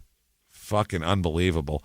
So anyway, the whole thing comes in and a judgment comes down for guilty, I guess you would say, $513,320. Not bad. Entitling Michael to essentially all of Uffelman's assets and income. Mm-hmm. So by 2001, though, interest had accrued the award to over $1 million. Michael Phillips has received not a fucking penny. Are you kidding me? He got nothing. But we'll talk about it. His kids, Ricky and Jerry, both went to expensive private colleges and all this shit with high tuitions. How the fuck? You'll hear about it. Yeah. Yeah. And they also, several newspaper articles say they won't mention what schools the kids went to or what their hobby is, but they just keep saying an expensive school, and they both have, quote, expensive hobbies. They just keep saying. So it's fucking wild. Like building classic cars or some shit. Racing, drag racing. I don't I was thinking it has to be something with cars. It's something hillbilly like that. So during the appeals, his main point of contention, Richard, is that his lawyer stole from him. Okay. He said he has nothing because his lawyer stole everything from him, and he thinks that they should investigate the crimes against his lawyer, not him. Okay. That's what we should do. My lawyer's the real criminal here. Yeah, so that's how that works. So 2001, same year, older Uffelman's son, he got a job, went to college. He went to college, now he has a good job. Yeah. The younger son, who talks about, it's his fourth year. This is right from the Bangor newspaper. Mm-hmm. It's his fourth year at a prestigious private college, the kind of place where $35,000 a year merely covers the basics. What? This is in 2001, by the way. Yeah, private. It's a $60,000 college today, isn't it? Yep. At least. Yeah. He's studying computers in his spare time. He pursues a high-class hobby, a snobby activity that involves training, equipment, and lots of expensive travel. What? Is it like boating? Is he like a fucking one of those America's Cup guy? Sailboat kid? That's exactly what it sounds like. They said he's the son of the man who murdered Michael's parents. Then they talk about Michael Phillips, who's now 21 too. He's got a fiance named Shelby at this time and a future mother-in-law named Brenda that are trying to help him get the money that he deserves. Yep. And he's having a hard time. They talk about him trying to rebuild his life. He watched the horror of his parents and all this type of shit. They said that he's had a bunch of dead-end jobs. He's trying to go back to school so he can get into a trade school, maybe something in automotive repair he's talking about because he can't afford to go to a different school. So he said that's the cheapest one he could afford. He said that, he's just there. He's trying to save up to get married, working like fast food jobs and stuff. And God damn it. Trying to save up to go to school. But they said they continue, and now evidence that even from a prison cell, Richard Uffelman is able to provide for his sons in a way fathers not doing life for double murder and not owing $513,320 plus interest would envy. Anyone who believes all the money that rightfully belongs to Michael Phillips has simply disappeared and is not worth looking for believes far more than I do. Yeah. So, this kid is scraping fucking anything to get by.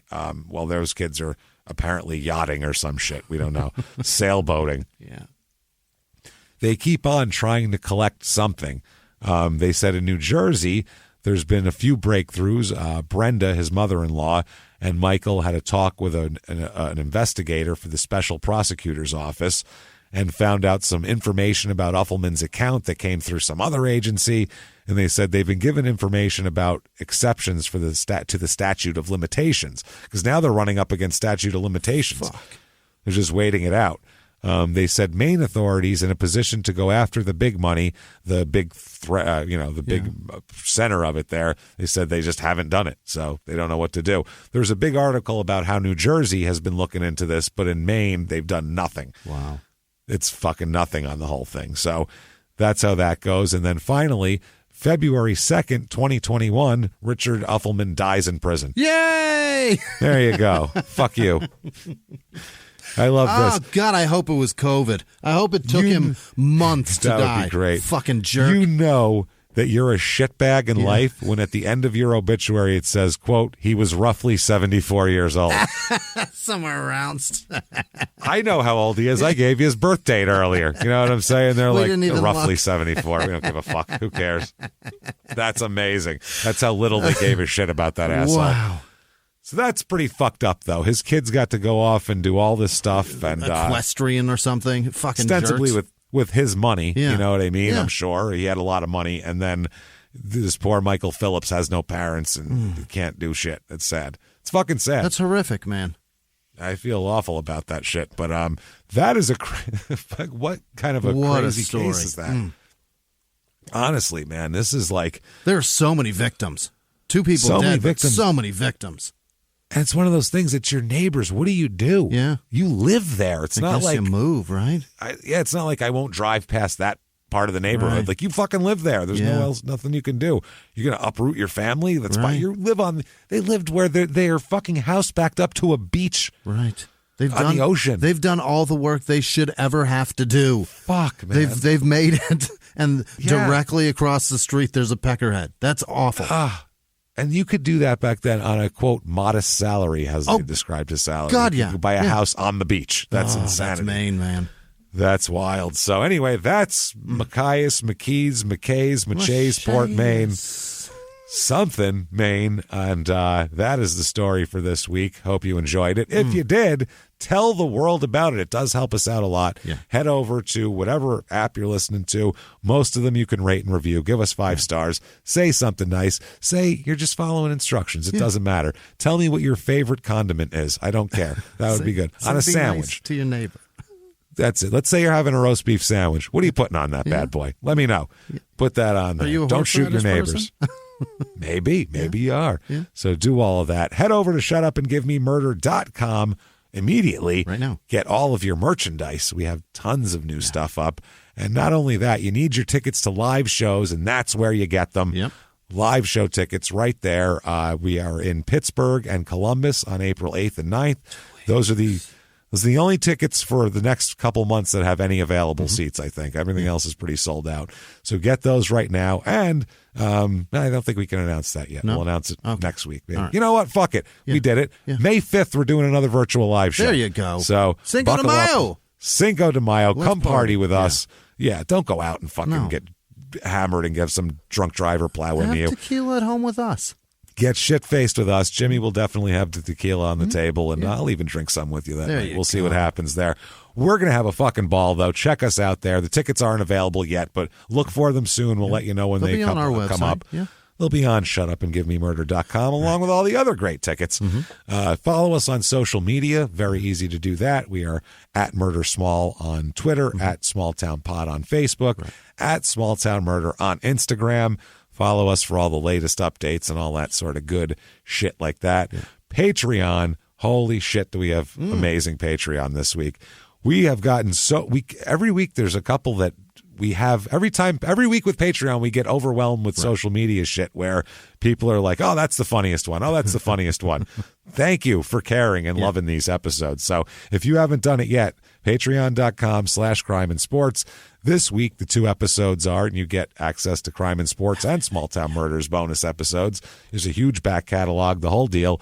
This week, you get personal ads that we talk about. And that sounds vague, but we go back and find newspaper archives of these personal classified ads of, single white female looking for so-and-so. And they're fucking hilarious. This week they're from Detroit and Mississippi.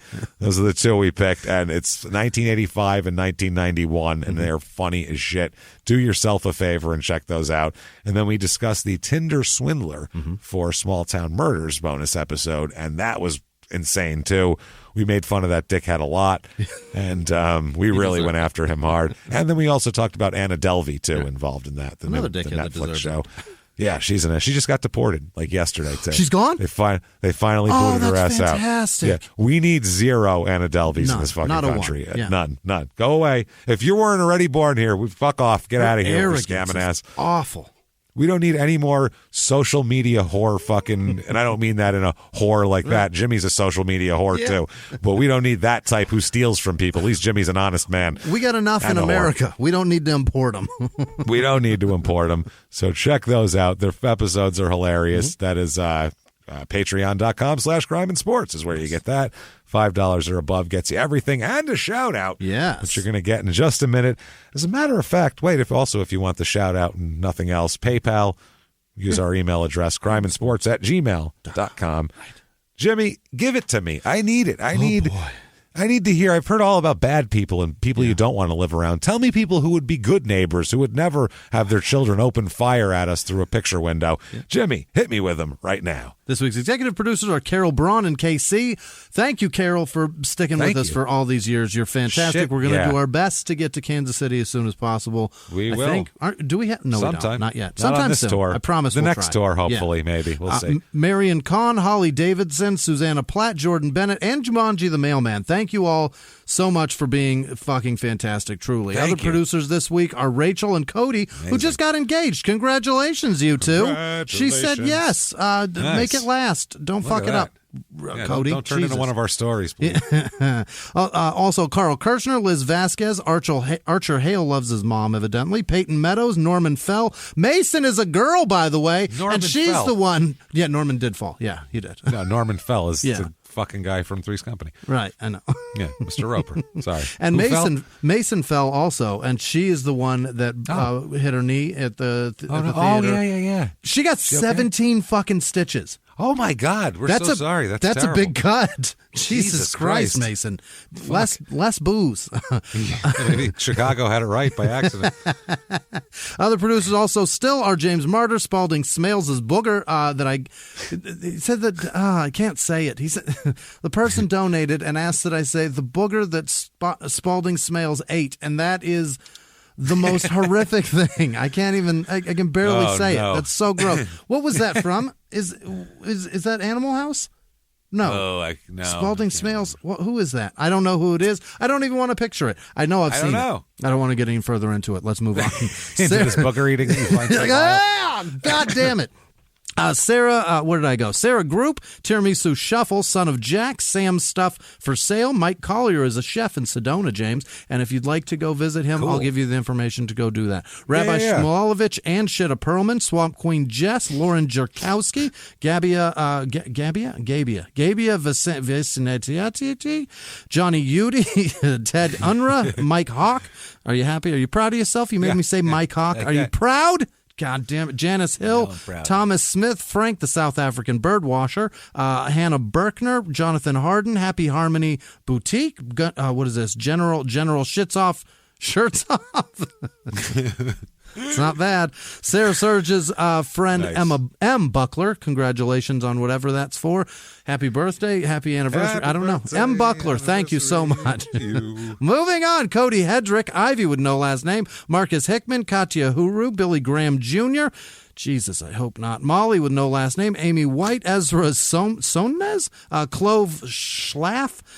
Adam P., Stephen Fraley. I wonder if that's Ace's kid. Ashley Han Solo, Kristen Harrison, Michael Hayes, Michelle Carruthers, Amanda Price, William Hubble, Micah Hale, Sleeping Collectibles, Joe, Vredenberg, Jessica Olin, Bo Hellstrom, Megan Hanshoe, Jamie with no last name, Barbie Hurst, Gavin Ratcliffe, Mary Lassiter, Chris Whitney, Sarah Berens, Tommy D, Abigail Wimes, Michaela Chesek, Matt Lawson, Melissa Tront, Jason Whitaker, Whitaker, Angela Marie, Jason Hathaway, Mary King, Cynthia Gamboa, Detective B, Jennifer Ruth, Peter Stewart, Carrie with no last name, Laura Rupert, Lacey Webb, Amy Payne, Ed Monk, Candace Gray, Erica with no last name, Zachary. Last names. I know it. A bunch of like Webb and Gray and Monk. Crushing. Fly, Zachary Jimmy, Janus, James. Don't name your kid Hugh. Susan Gochius, Kitty Revolution, Blake Headley, Jack Adams, Joey Burt, Nicole Ewing, Kristen Kirkpatrick, Bradley Baker, Mackenzie McQuillan, Unknown Dayglow, Christian Rosas, Residual Silver, Michelle Nippling, Brendan Alexander, Sarah Laella, Sean Fuller, Matt Studer, Holly Bryant, Logan Kurz, Dean Baltzer, Vinny Kolpanowski, Holly Hartman, Laura Mean, Seth Tackett, Adeline Reyes, Aaron Hoekstra, Robert Freeman, the Trash Stick Plasbag Salesman of the Year, Gigi with no last name, Haley Ann, Tiffany Mulestein. I'll never live that down. Never ever. And I love it. I don't mind it at all. That's my favorite. I love it because that's the dumbest shit ever. Julie Newport, Latina Taylor, Andy Bowman, Claire Dunn, Nathan Nelson, Lucas Madel, Cheese Dip, Dawson Howard, Allison Gregg, T.O., Sandy Allen, Erica Bick. Okay, I'm going to pace myself. Jarrett Matina, Lindsay Giamarino, Hillary Barrett, Andy Rivera, Lance Booker, Kristen Wasig, Jenny Ahonen, Lana with no last name, Christy with no last name, Rachel Brabick, Jimmy Schweigert, Jamie Waters, Tarmac 492. Wow. That's who they are. Cody Lambert. How about Taminator? No Taminators? Not yet. Cody, no. Kaylee Harbin, Johnny Saracen Guzman, Nick Widener, Matthew Dickens, Shannon and Aaron, Liam Ferris, Vanessa Fay, Rachel McDonald, Chanelli Park Schneider, Abigail Carr, J.C. Walker, Adira Osborne, Jamie Smith, Christina Weeks, Zoe Suski, Joey Nix, Philip Poloni, I think, Leisha Fisher, Aaron Hardman, Samuel Thomas Gerstein, Amber Nicole Alston, Jillian Jackson, Brett Fager, Brandon Bayshore, Danny Edmondson, Laura Delano, Jesus, Sydney Yarborough, Michael Wright, Andrew Boca, Alex Robinson, Jennifer Martin, Serena Kershoff, Holly Johnson, Shannon or Samantha Lynch, Marla with no last name, Moss Barrel, Bull, probably not, Nicholas Midtonay, Jasmine Scott, Jennifer Gordon, Nick Tater, Chris Lanka, Coco T, Ace of Spades, Sodes? That's got to be Spades. That's a misspelling. Sarah Gehring, Chelsea Hogg, Julia Zabrowski, okay, Peter Kops, and Cassidy Towery, and obviously all of our patrons. You guys are fantastic. Thank you. Thank you so fucking much, everybody, for what you do for us. Thank you. We appreciate it so much, and we just hope the bonus episodes are a good. We're giving back. Hopefully you're like, yay, that's well worth it. Yes. We hear all the time that's the best $5 you'll ever spend. So thank you for doing that. It might not seem like a lot, but to us it's a lot. Any dime you give us, we are so appreciative of. Because you don't have to. It's a free show. You could just listen to the show and say fuck off with the rest of it. So and you go out of your way for us, and we really it's impossible to tell you how much we appreciate it. Absolutely is. Thank you so much. And that said, if you want to find us on social media, shit like that, look up the show. shutupandgivememurder.com or Small Town Murder Podcast. The hosts, we're there. We're the only two hosts. You're not going to get confused. It's us. Find us there and keep coming back week after week after week, because we're never going away or stopping. Right. That's what we got to say. And until next week, everybody, it's been our pleasure. Bye.